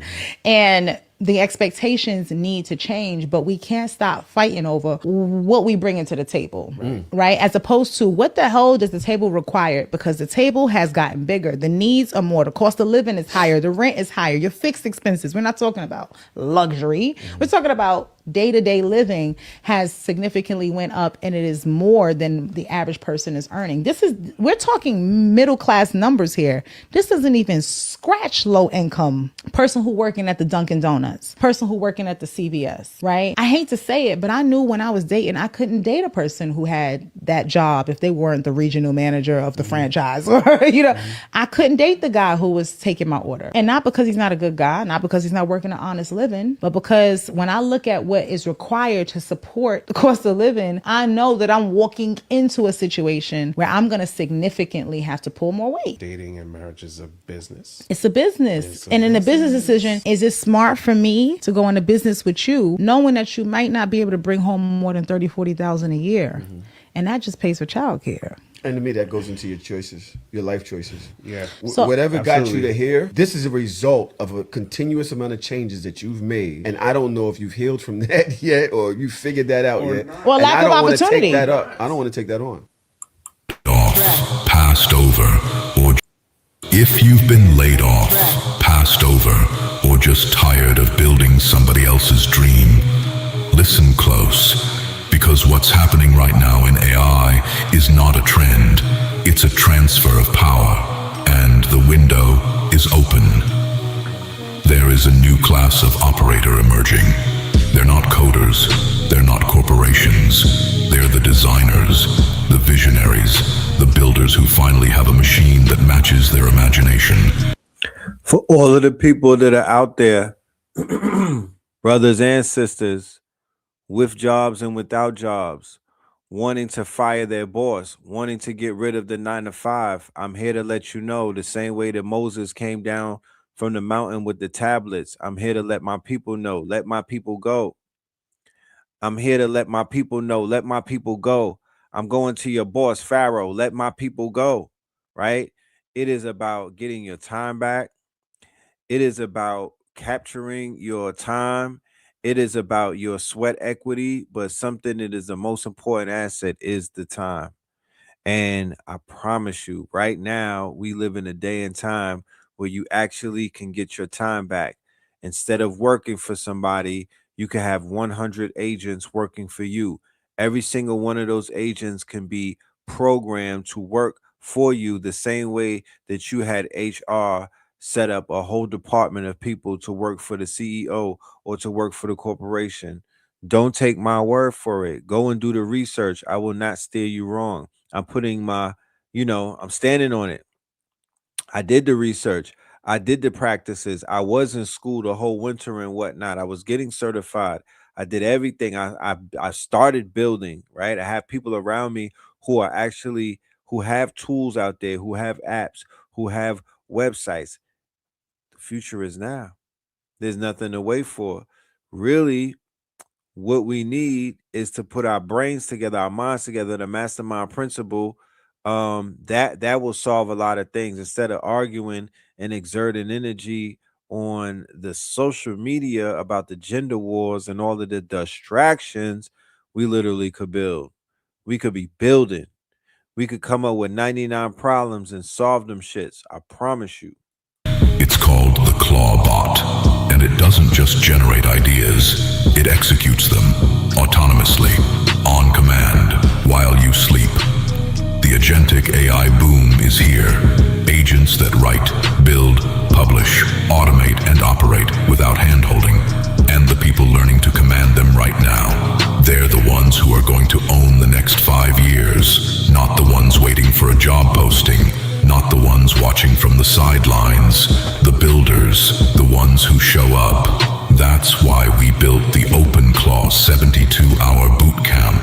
72 hours to go from zero to operator. You'll build your first Clawbot, deploy your first agentic workflow, and walk out with leverage you can monetize immediately. 3 days, real skills, no fluff. The revolution doesn't wait, neither should you. I could imagine if I got let go with a severance, or if I got let go with a parachute, or if I got let go and grab some of my 401k, and I'm trying to figure out in the month of March in 2026 how to move ahead. And people are just telling me some outdated type of ideas and whatnot. Meanwhile, you got Claude Code, you got Perplexity Computer, you got Manus AI, you got Kimmy 2.5, you have Quinn, you have Higgsfield 2.0. What? You got Nano Banano 2, you got Gemini 3, you got AI Studios from Google. What? You got Anti-Gravity. What? And I'll be sitting around waiting for somebody to do something for me. And I literally can basically create from an idea to a protocol to a product in 24 hours time, whether it's an app, whether it's a website, any type of idea. And then if I don't get it done in 24 hours, at least I get the ball rolling. Something that was costing me $20,000 to do, I could do it for about $200 to $20, starting at $20, because that's the monthly fee to have Claude, or that's the monthly fee for any of the apps, Manus, Kimmy. Everything starts at 20. Then you might have a $200 subscription. But so what? The hell you talking about? How much do you niggas pay to go to school? How much do you pay to work? How much do you pay to breathe? What do you mean? When I was living in New York, I was paying. You think I'm joking? Literally a minimum $100 every day I step out the house. I didn't even have to be doing anything big that day. Minimum $100 a day. And I'm not driving in New York, ladies and gentlemen. When I'm driving in New York, it's still about $80, $75 to $80. If I'm on a train and I'm moving around and I'm going places just to eat, just to basically travel, just regular, I don't know. It's just life be life and $100. So no. I sacrificed. I didn't go out. I didn't burn gasoline in the car. I didn't run around all winter and whatnot. I stayed still. I saved my money and I put it where it turned into an investment. I didn't, quote unquote, depreciate. It wasn't depreciating. It was appreciating. When I was running around, I was blowing through. I was blowing through the bag. The shit was like tumbleweeds. And I was just running around and I wasn't building. Once I hunkered down and hibernated and just settled and laser focused, I'm able to build now. You have the opportunity to do that. Like I said, I would rather teach people how to fish than to have a fish fry, right? So the 72-hour boot camp is literally you know what I mean? It's ironic we have a lake over there with fish, but you're literally gonna learn how to fish. I got experts that are coming with me that will be teaching us. We're going to put the whole agenda out by Monday and whatnot on the Eventbrite. We'll have all of the names of the people that are going to be pulling up for the 72 hours. Like I said, it starts in Charlotte. It starts in North Carolina, the 72-hour boot camp.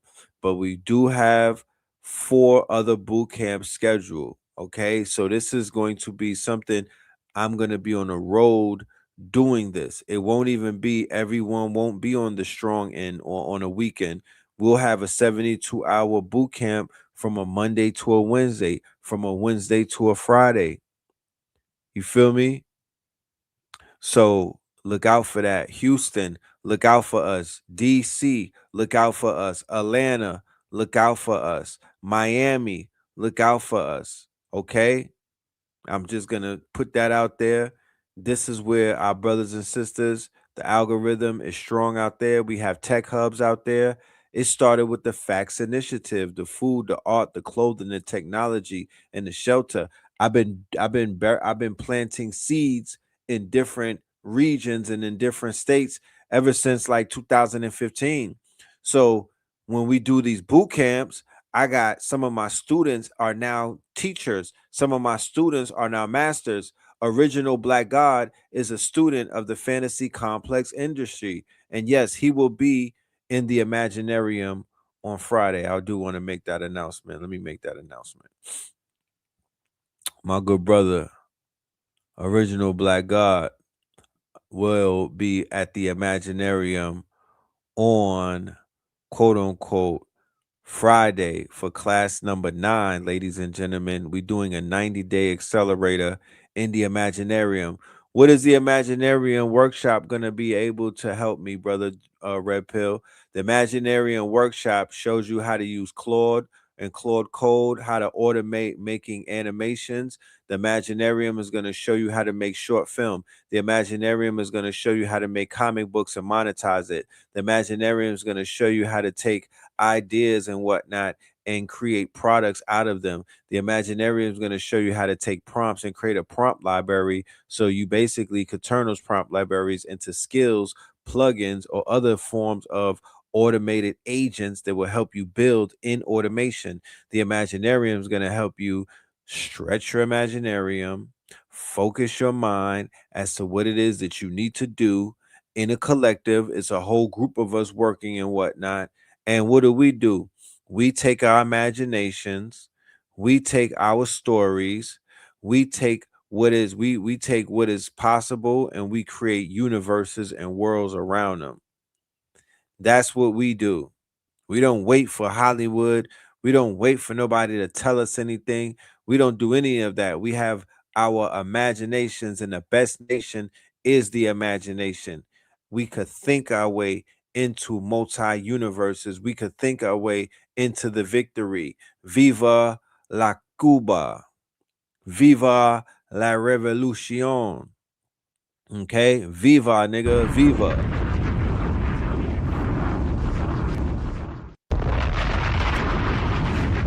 So might want to sign up to that workshop to be there on Friday when our good brother Original Black God comes through, because of course he's going to be giving us the source on how to make an animated movie. And if you could make an animated movie, what can you do? You could make millions of dollars right now. You could do what Hollywood is doing. What you mean? Are you sure? Yeah, I'm sure. I'll take you over to Hicksville and I'll show you how sure I am, right? I'll show you how sure I am. Hicksville, they're making movies. Okay? They're making movies at Hicksville. Okay?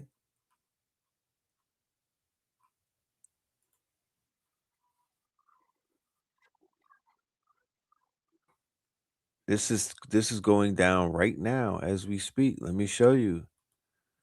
Hicksville is a mini is turned into a whole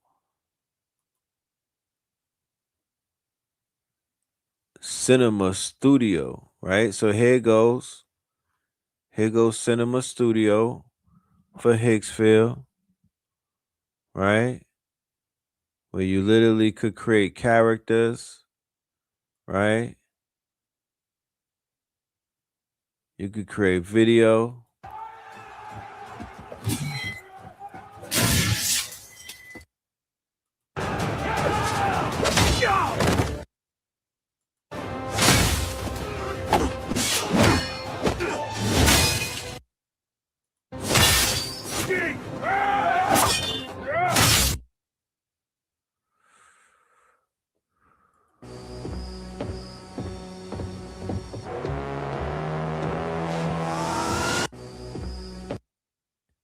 We just creating right now, preliminary. So this is almost like a we could you create storyboards and then you build from those storyboards and you make worlds and whatnot. But this is look, they got their own series. They got a bunch of series here. All of this is being done with the same tool that everybody has access to.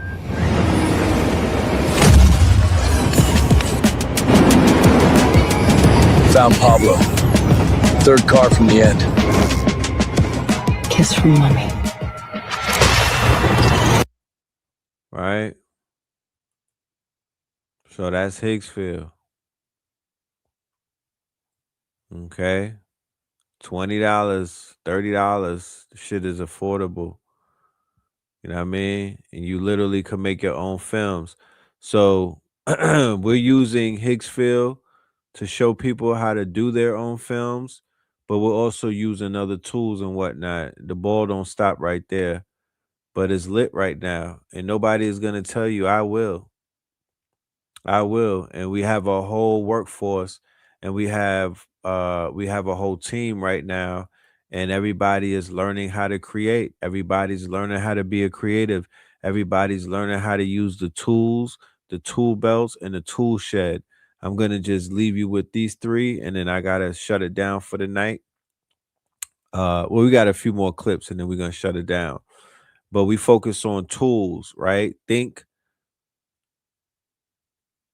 Home Depot. Think construction worker. So construction workers might go ahead and get a phone call and somebody might need help, and they go ahead and they give them, they go outside of their construction company and they go and do a job and they bring a tool. It might be a simple tool like, hey, I need you to put something up on a wall. I need you to take a nail out of wall. The person will bring a hammer, right? That's a simple job. So in an Imaginarium, we focus on tools, single tools such as hammers, wrenches, and saws. Just use that analogy and apply that to AI tools, right? AI tools like Midjourney is a tool. Nano Banana is a tool. Chat GPT, these are tools, right? But then you also have power tools, right? Power tools would be like, quote unquote, instead of a hammer, you have a hammer gun, right?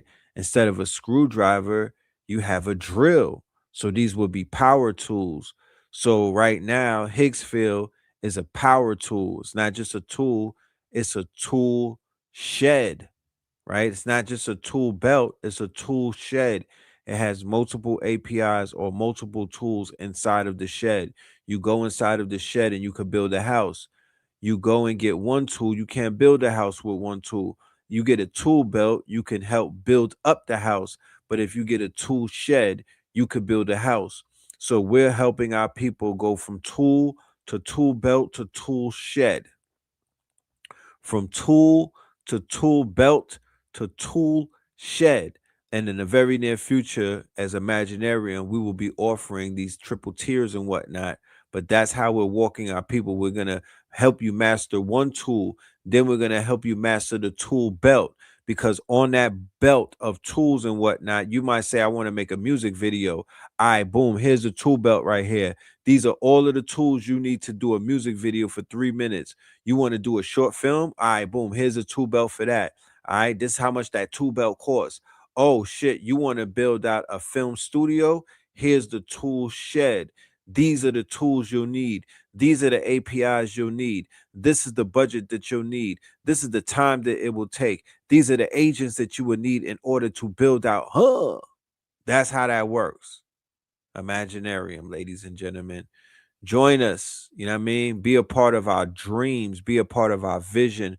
Be a part of our quote unquote network, because your network is your net worth.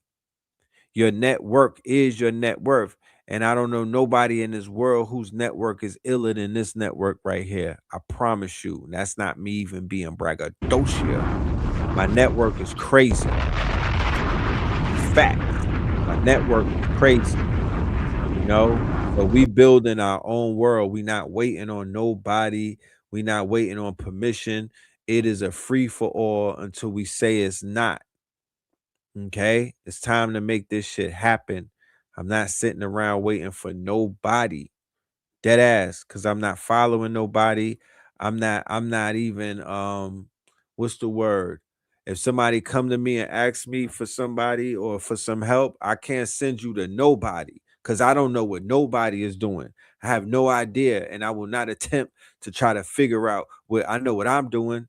I know what I'm doing. That's the only person that I'll send you to because I only know what I'm doing right now. That's it. I'm only focused on what I'm building. I could only tell you that right there. I can't send you to nobody. I can't give you advice for shit. I can't point you in no direction.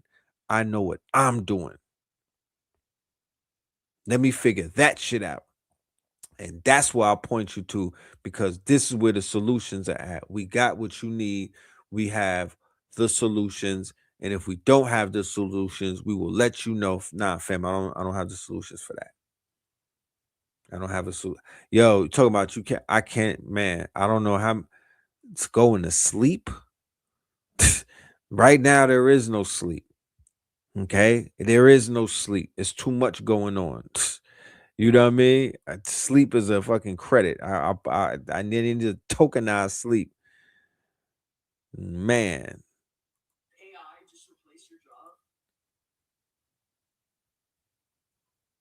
They need to tokenize sleep because sleep me no get. You know?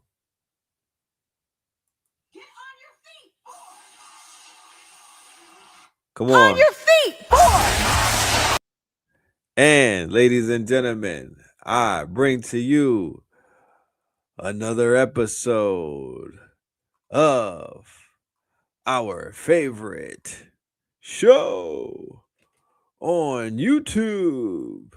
That is White Women Entertainment. Let's go. Shout out to Drewski.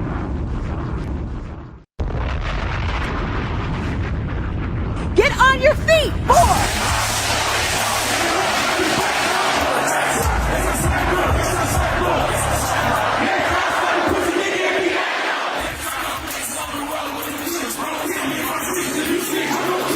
War is raging in Iran. We're praying for all the soldiers and troops. That's great that you're praying, but how about all the kids that died when the USA hit the towers? It broke my heart. That is the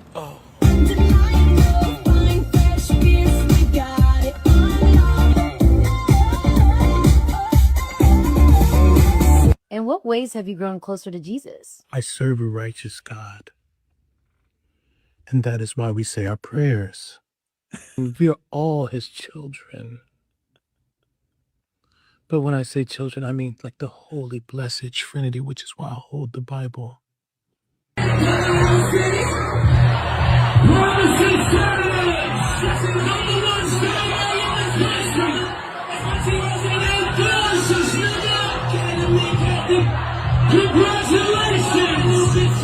Sweet cream foam chai ice matcha.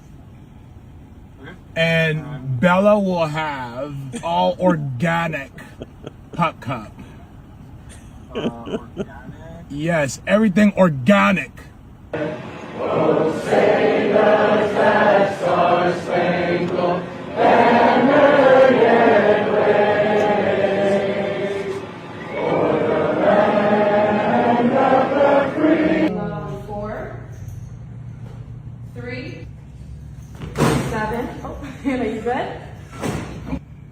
4, 3, 2.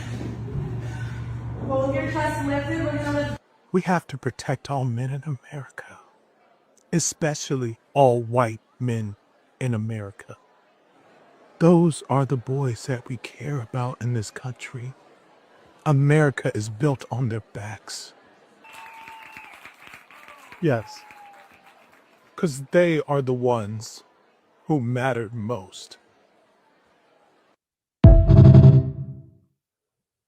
Oh, man. This nigga is hilarious. Good morning and breaking news that is indeed breaking. Let's go ahead and get into some geopolitics.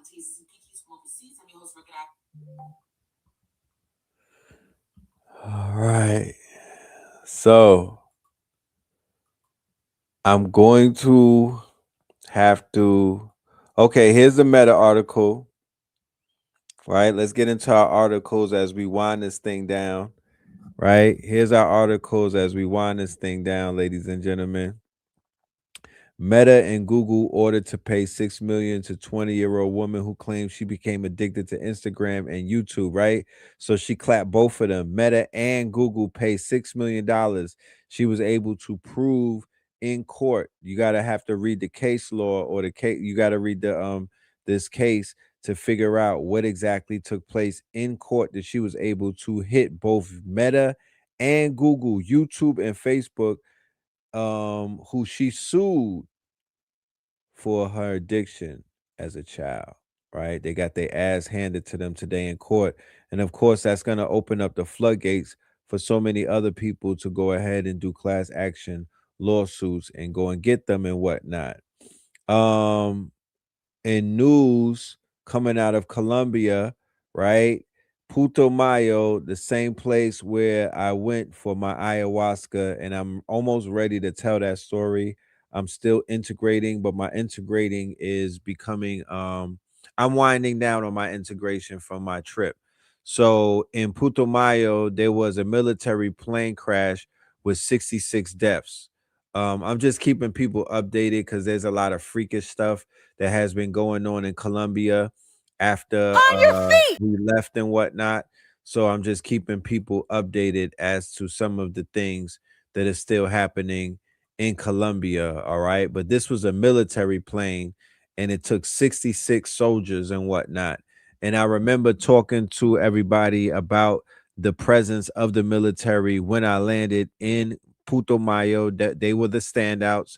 They were the force that I was made aware of the minute I landed in Putumayo. And also Spirit was telling me about the connection with the petroleum. Once again, the world is going to war about petroleum.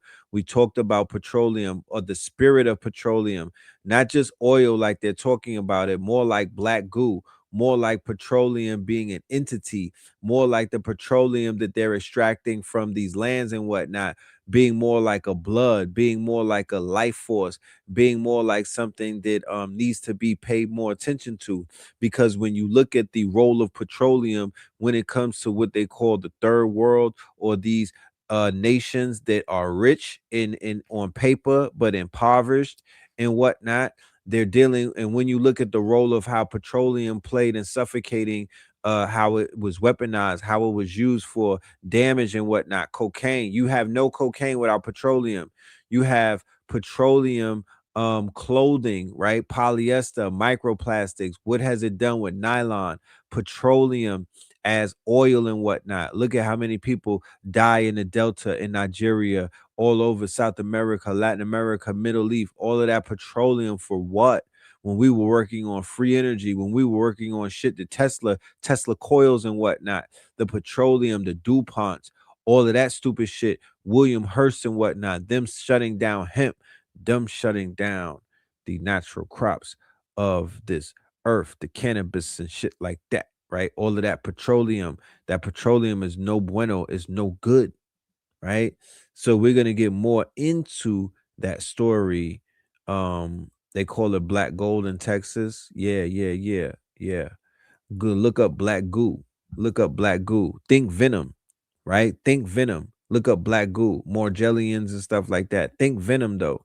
When we're talking about this crude oil and this petroleum, what is, if you're talking about Leviathan waking up, is it dragon's blood?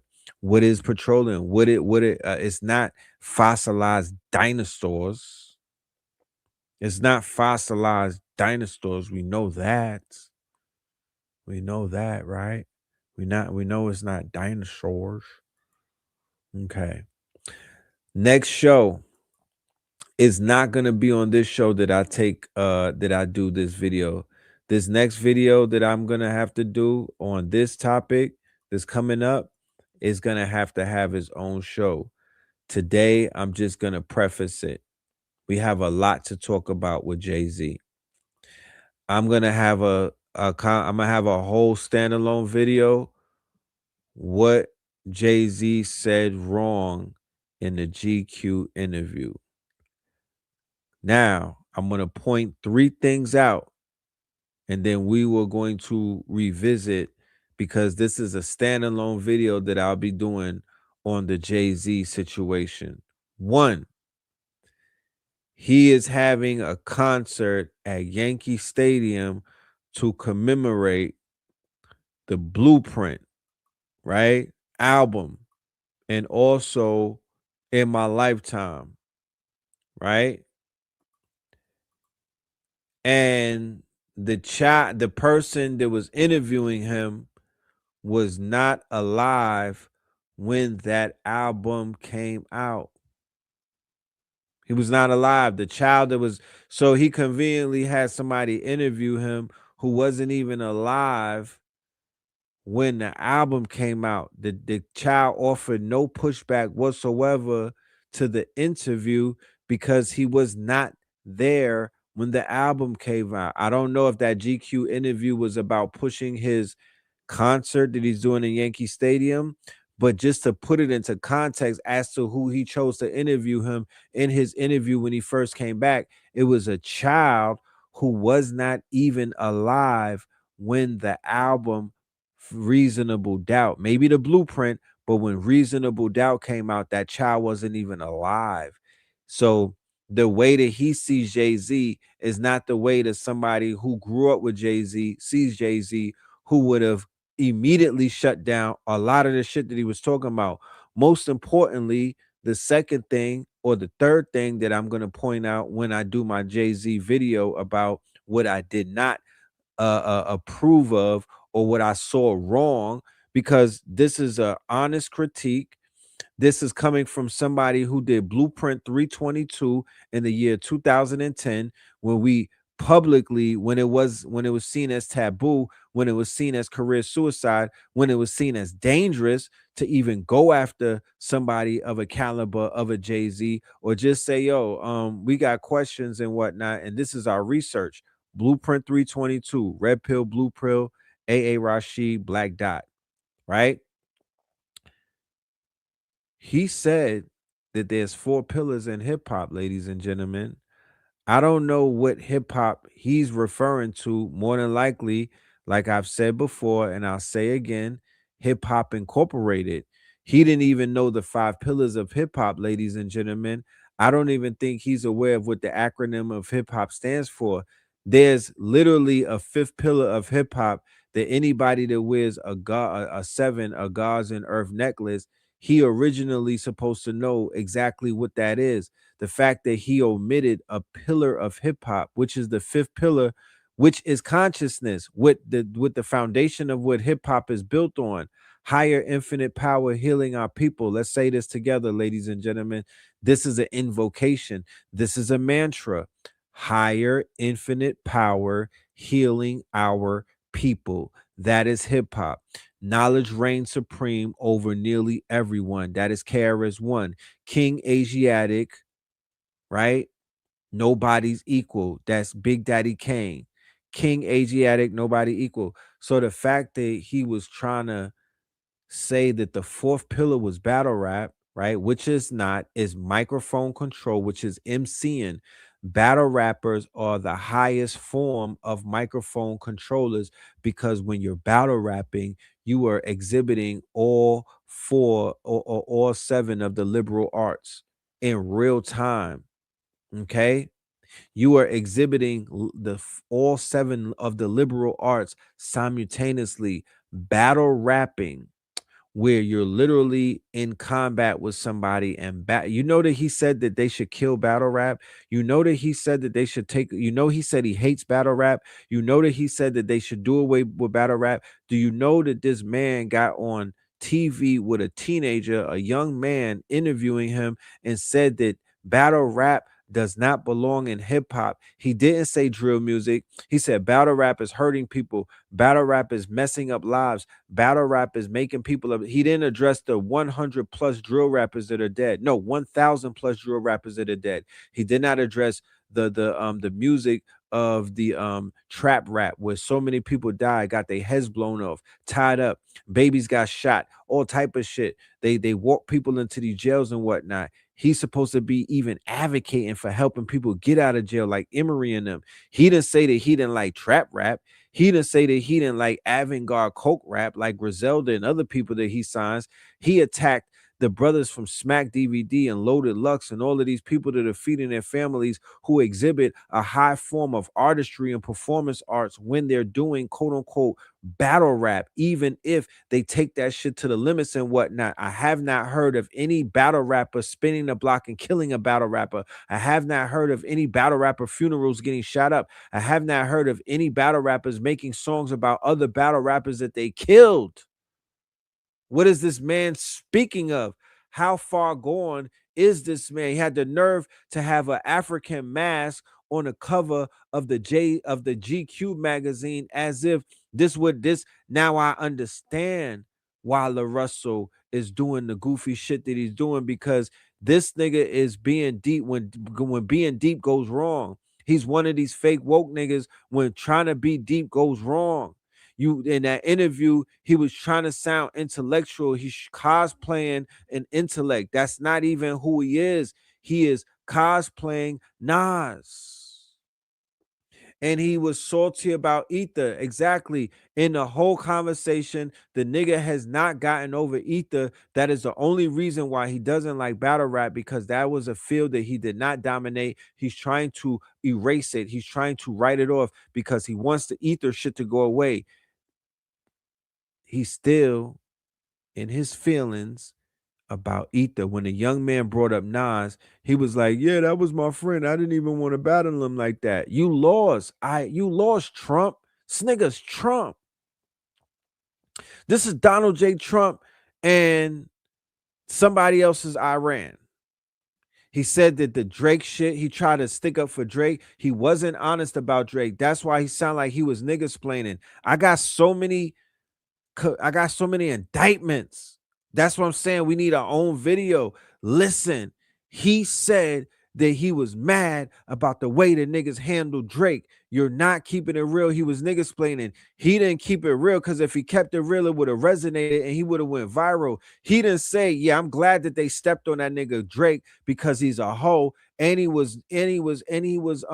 told him to watch the throne, and he was pissing on my throne. He was talking greasy, and I had to clean him up in one of my rhymes when he was talking about when he did the remix. Nigga, we made it with Jay Electronica. He came after him then.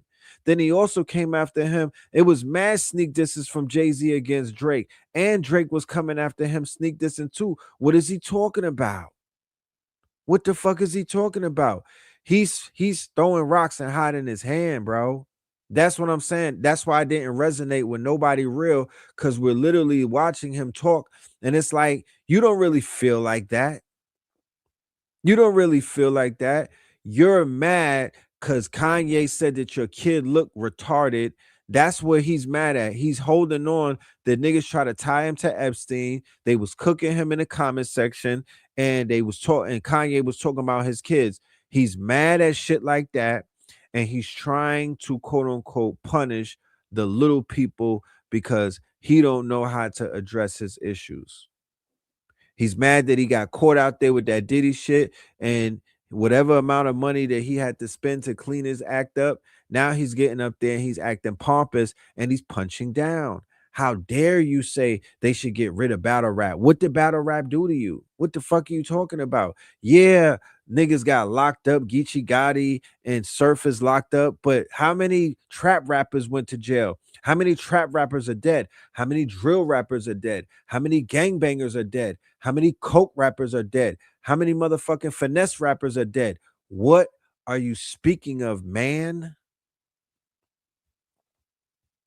What are you talking about? And he didn't give Kendrick his proper props. Yeah, Kendrick should have said, yeah, Kendrick handled that nigga. He spanked him, and he didn't do it. He didn't bring the culture down. He did it quote unquote artistically. Nobody got bodied, nobody got shot at, nobody got beat up, nobody got jumped. He cooked that nigga and collected a check, went on tour and went home. Sean, he did what you supposed to have did with Nasir, sir. What do you mean? You're gonna go to Yankee Stadium? How you gonna perform Takeover? Yeah, you trying to erase history. You got cooked in a battle. When you hear the word battle rap, niggas start you start, you know what I mean? Your locks start unlocking. You do that laugh right there, like Rumi. And I don't know, bro. That was real weird to me. Like, that's not big homie energy. That is not big homie energy. That was, it was very Basquiat of you to talk like that about the culture. Then you don't even know that there's 5 pillars in hip hop. I find that alarming. This nigga said it's 4 pillars, and then he said the 4th pillar was battle rap. He said breakdancing is dead. He said graffiti is dead. It's not dead. It's just not, y'all niggas don't control that. It's not a part of the Rock Nation roster. What do you mean? What do you mean? It's not a part of the roster. Graffiti is alive. But listen, the pillars in hip hop is not graffiti, it's art. Nigga, that's this picture of you is hip hop art. Fuck you talking about? Nigga, it's not just graffiti, it's art. It's the album covers that they painted for Griselda. It's the art, it's in your fucking house, homie. It's the art in the clothing. It's the art. What do you mean? It's the AI art. It's the graphic arts. It's the illustrator. It's the motifs. What is this man speaking about? The fuck does he mean? It's not just graffiti. Graffiti is a part of the arts, but we have graffiti artists that are doing big things. Every city that you go to is fucking graffiti. I was in Bogota and I was amazed by the graffiti. I was in Puerto Rico. I was blown away by the graffiti. The graffiti telling a story. The graffiti is the hieroglyphics. Then he said breakdancing. No, the shit that Chris Brown is doing is hip hop.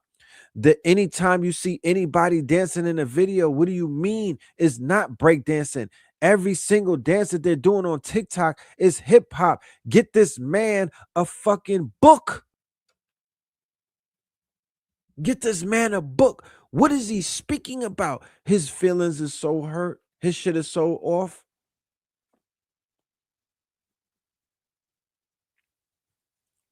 Why don't you mean to tell me you not making a diss track after the Busby nigga, the nigga that put your name in the files? You're not making a diss track against Kanye? You're not dissing, you never diss nobody in your songs. And then in the interview, he said, yeah, I never took advantage of nobody. I never hurt nobody. I just did it the American way. That's when people start believing their own lies. You need to atone just a little bit more for some of the shit that you may have been responsible for, played a little bit of hand in. You brought in the Big Willie era. A lot of niggas crashed out to your music. What do you mean, sir? You was giving us the evils. You was giving us the evils. You said you did it so Hove did that, so you didn't. We you telling you was giving niggas the crack pots and the Pyrexes and all type of shit. What are you talking about?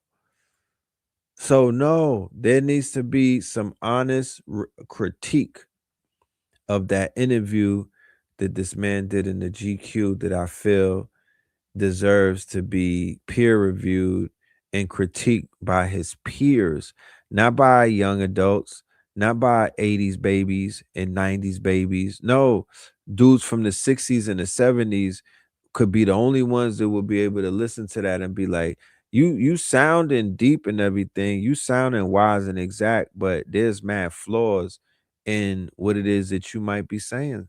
And you know, everybody could be right and wrong at the same time. But there's no denying that there's more than 4 pillars in hip hop. There's no denying that battle rap is not a cancer in hip hop. There's no denying that Drake got his ass whooped and whatnot.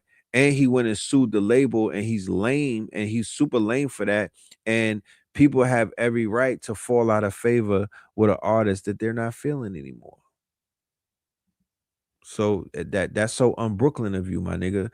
And I was gonna go to Yankee Stadium, but I'm like, that, you know what I'm saying? That turned me off. That interview really turned me off. That's not the Jay-Z that we grew up with. That's pre-Epstein Jay-Z. So anyway, we got a whole segment that we need to. I might even need to do a panel and bring the OGs on, because that's a smack in the face to Black Dot's research. That's a smack in the face to Loaded Lux for all of the battle rap. You're gonna get this work. All of that work that Smack did to build up that fucking league and whatnot, and you try to write them off with a dismissal. That's a smack in the face to niggas that are not breakdancing but are dancers and whatnot. That's a smack in the face to all of the artists that put on for this culture, that put the visuals of this culture out there. And he's just gonna say, oh yeah, graffiti is dead. Because why? Because you're not managing any graffiti artists, or because you know that's not a part of that inner circle? Nah, my nigga. Graffiti is thriving. People got spray cans everywhere. You in particular don't own a culture because you didn't do enough to own it. Y'all niggas sold that shit to Liar Cohen, and y'all were the do boys to these small hats and whatnot. You have not set up no type of initiative or no type of quote unquote incubators or accelerators inside of Marcy Projects or anywhere that you have any type of reach, Sean Carter. Your Sean Carter Foundation is not growing up young geniuses and maturing them. So you don't have a dog in that race to even speak on things. You feel me? Y'all have not invested in the 5 pillars of hip hop, especially in consciousness, to the point that you didn't even mention consciousness. But if you grew up around God bodies, and if you grew up in the golden era of hip hop, the real power of the golden era was the fact that we had God bodies like Lakim Shabazz. We had God bodies like Rakim Allah. We had God bodies like Big Daddy Kane. We had God bodies like Cool G Rap, King Son. They was giving us the knowledge. What do you mean? The 5th pillar was knowledge of self. Stuff a law. Nigga, I challenge you. You gotta fix that, right? The Supreme Team. All of these people had knowledge of self. That's the foundation. Fuck is you talking about? There's no hip hop without knowledge of self. It's a bunch of fucking coons and niggas with take that monkey shit off. You're embarrassing us. Are you dumb? That's what we was standing on, the knowledge of self. That's when you see the guys with the flat tops and the Gucci or the gold links, and they looking like kings, and they looking like godly and whatnot, and they're looking majestic. That was them shining from within. They had the lessons, my nigga. They had mathematics, my nigga. They were put together because they math was right. Motherfuckers wasn't wasn't no goddamn backwards thinking, you know what I mean, upside wayward people. They had knowledge of self. They were actively living out knowledge of self. They were actively living out their God body experience in the quote unquote mean streets of New York, in the underworld, in a Minta. Fuck is you talking about? You know what I mean? During the blackout, you know what I mean? What are we talking about? That when we were growing up, it was people older than us. They were obligated to give us knowledge of self. They were handing us pamphlets. They were teaching us the lessons. They were doing all of that. So he was a part of that. The rules don't change. None of that changes. How could he even say he's not, you know what I mean? So he's putting himself in a position like a Clarence Avant, as if he's a godfather, but he doesn't call the shots like that. So that's crazy, you know? That's very irresponsible. So yeah, man, you sitting down with teenagers and you lying, and you're not giving them proper information. You're not giving them vetted out information and whatnot. You're doing more confusion. I promise you, if it wasn't confusing, the video would have went viral. Because when niggas be confusing, it's because they put non-truths in things and it takes away from the authenticity of the message and the shit don't resonate. That shit was not resonating right now. I was watching his video on GQ. I was like, what is he talking about? And why does he sound like that? You know what I'm talking about? He's doing his best rendition of one of these internet niggas. Like that was like the final boss in the LaRussell Mortal Kombat type shit. That's exactly what he's like, the final boss in the LaRussell Mortal Kombat, a LaRussell Street Fighter. You know what I mean? The king of the woke niggas. You know what I'm talking about? What the woke Xerxes. You know what I mean? The fucking woke 300. He's woke Xerxes. Sitting up there like, you know what I mean? Man, I think those wicks got sewn in, man. The way he acting like he got sewn in wicks. You know what I'm talking about? That's not a true bumbleclot dread. What's up with the Mandem with the dreads? First it was Buju Banton wilding out with Wayne Wonder. Now we got this Rasta Pasta. Woktavius. Yo, Woktavius. Yo, we debuting the song tomorrow. Here's a clip right here. Cold World, ladies and gentlemen. Check out Cold World, man. Look, Red Summer. I'm just saying, look out for the Red Summer. We got some new stuff from Red Summer, y'all. All right, Red Summer. Go and stream that. I'm gonna put my Spotify in the chat. Go and stream the Spotify. Red Pillar is my name on Spotify. We have put our music back on Spotify. So now we got our music back up there. I'm putting clips of my Red Summer throughout the whole month. I'm gonna be putting clips of the Red Summer. You're gonna get videos like Sherman Hemsley. You're gonna get videos like Rod of the Valkyries. You're gonna get videos like China Flow. All of the songs from Red Summer, we're gonna put visuals out there so y'all could go and run up this DSP, because I'm on the DSPs now under Red Pillar AR, Red Pillar. All right. So yeah, world premiere the video coming maybe tomorrow, the next day. On a 90-degree angle, 93 hours, a 90-degree angel. A strangling from the world, like Charlie the Wrangle. Black woman and child, a mystical angel. You're strangled by Mr. Bojangles. I learned in Miami, some people you enter your life to feed on your life, feed on your vice. Others will enter your life and teach you to read and to write. Others who meet in your life like Jesus the Christ. He is alright, but he is not real. Some people are there when you need the advice. We giving it back to Caesar, alright. Seize the night, we got the keys to life. All night we perform like Mike. Either right, seize your life, lead your life, squeeze and pipes, trick out them stuff like freeze and ice. We breaking the bread like it's hot. On a 90-degree angle, 93 hours, a 90-degree angel. A strangling from the world, like Charlie the Wrangle. Black woman and child, a mystical angel.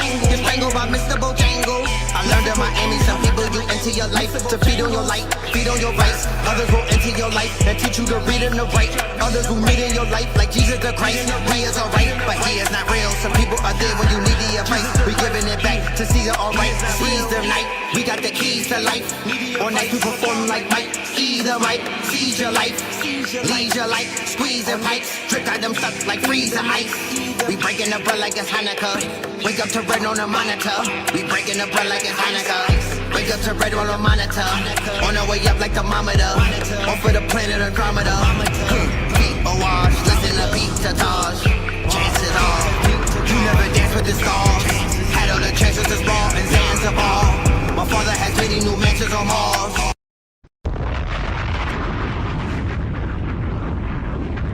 I like the new aesthetics. How y'all like the new aesthetics? We going dark. We going dark. Scorpion. You know, like dark luxury. You know what I'm talking about? We're gonna go with a new aesthetic. You know what I mean? 93 hours, a 90-degree angel. Film. You know what I mean? Nighttime shit, dark shit, Scorpion shit, Red Summer shit. You know what I mean? Like that's the angle that we going in. We're gonna take it a little dark with it because that's the that's the next project is a little dark, but it's dark and it's like black light. You know what I'm talking about? It's like black light, you know what I mean? So that's the angle that we're gonna take this thing. Yeah. On a 90-degree angle, 93 hours at 90-degree angel. A strangling from the world like Charlie the Wrangle. Black woman and child, they're mystical angels. You're strangled by Mr. Bojangles. I learned in Miami, some people you enter your life to feed on your light, feed on your vice. Others will enter your life and teach you to read and to write. Others will meet in your life like Jesus the Christ. He is alright, but he is not real. Some people are there when you need the advice. We giving it back to see the alright. Seize the night, we got the keys to life. All night we perform like Mike. Either right, seize your life, leave your life, squeezing pipes, trick out them stuff like freezer ice. We breaking the bread like it's Hanukkah. Wake up to red on the monitor. We breaking the bread like it's Hanukkah. Wake up to red on the monitor. On our way up like thermometer. Off of the planet Andromeda. Feet awash, listen to beat to Taj. Chances are, you never dance with the stars. Had all the chances to spar and Zanzibar. My father has many new mansions on Mars. Hold on, we might have to take it to the top, man. I can't just start shit up and not finish it. We're gonna take it to the top. Then we out of here. It's getting mad late. I caught her on her feet.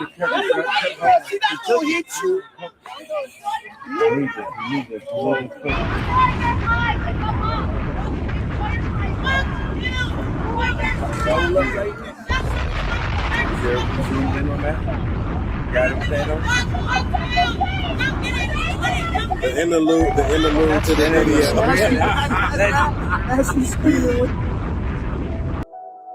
To this day. Great summer.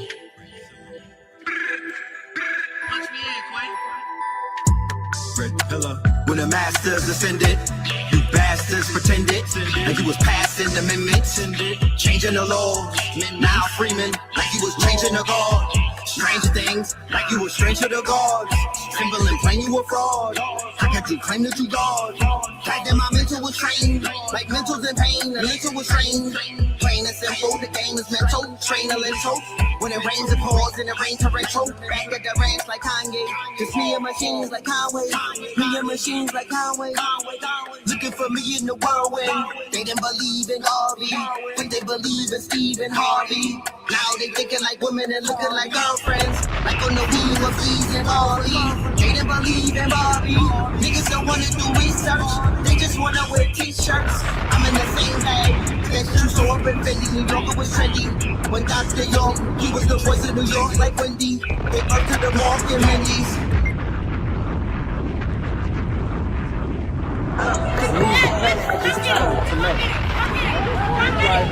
Her feet off. I caught her on her feet.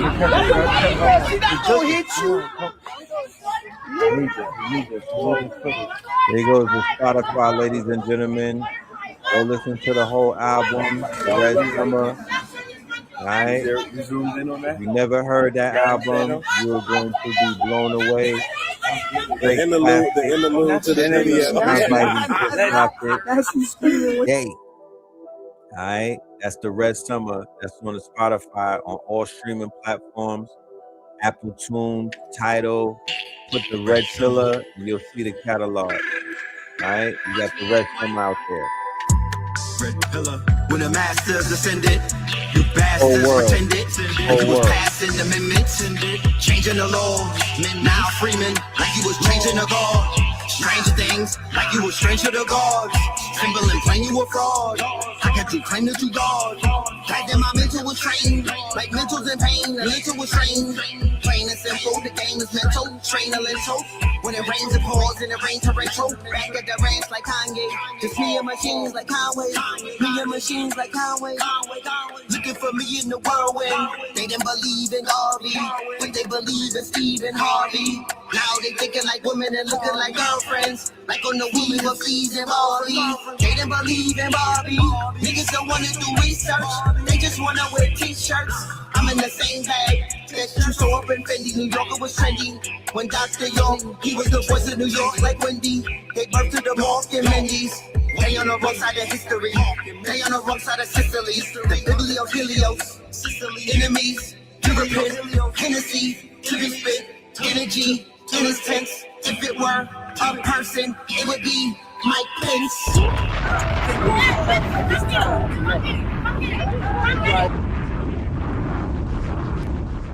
Bailed out in chrome spaceships.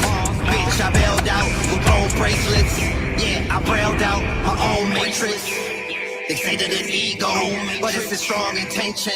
They play with the people, take credit for wrong inventions, long extensions, Empire State Buildings, end of time scenarios, King Kong, Dungeon Dragons, in the rhyme scenarios, the songs that mention songs, never my henchmen on. Niggas in trenches and benches with riches and bombs. Listen to songs, getting they flags and their bitches is on. Master self, catch yourself before you catch yourself. Make sure that you catch your wealth. Ask yourself when you detach your belt. If the vibe is off, it's because strides is lost. Cold world, survive the frost. Red summer, it's because strides is lost. Red summer, cold world, survive the frost. Survive the frost. Survive the frost. Survive the frost. Bailed out.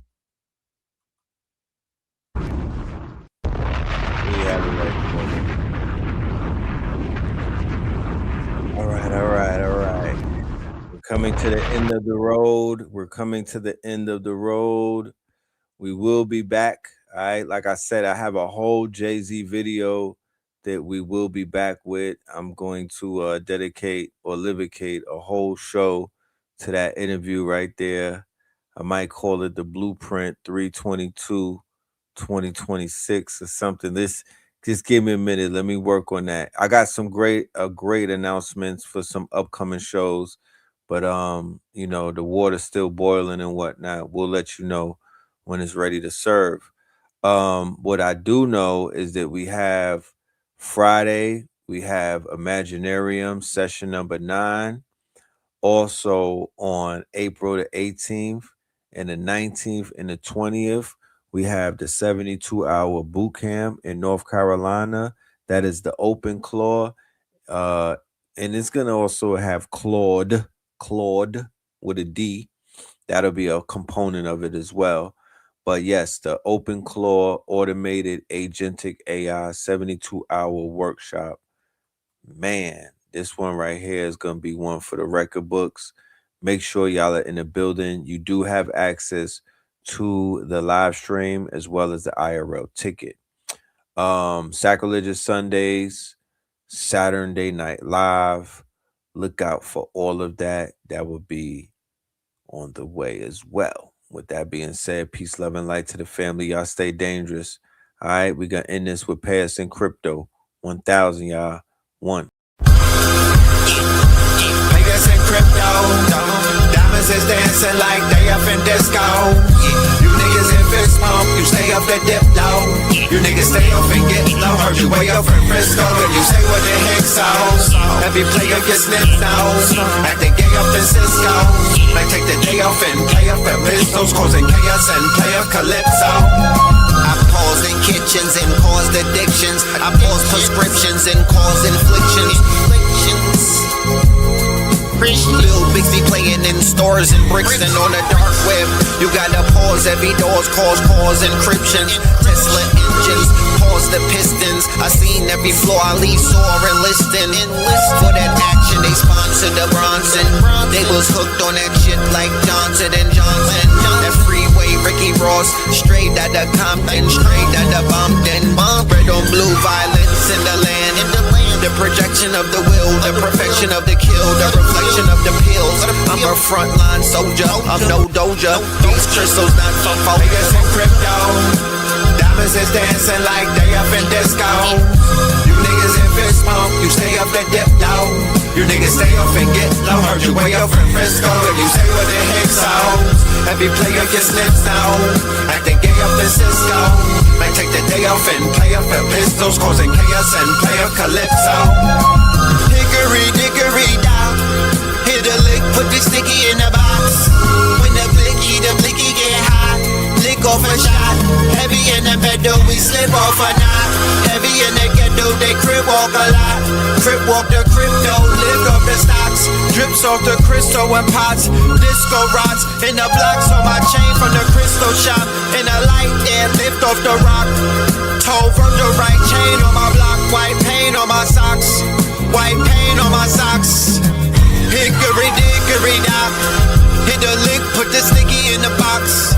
When the blicky get hot. Lick off a shot, we lick off a shot.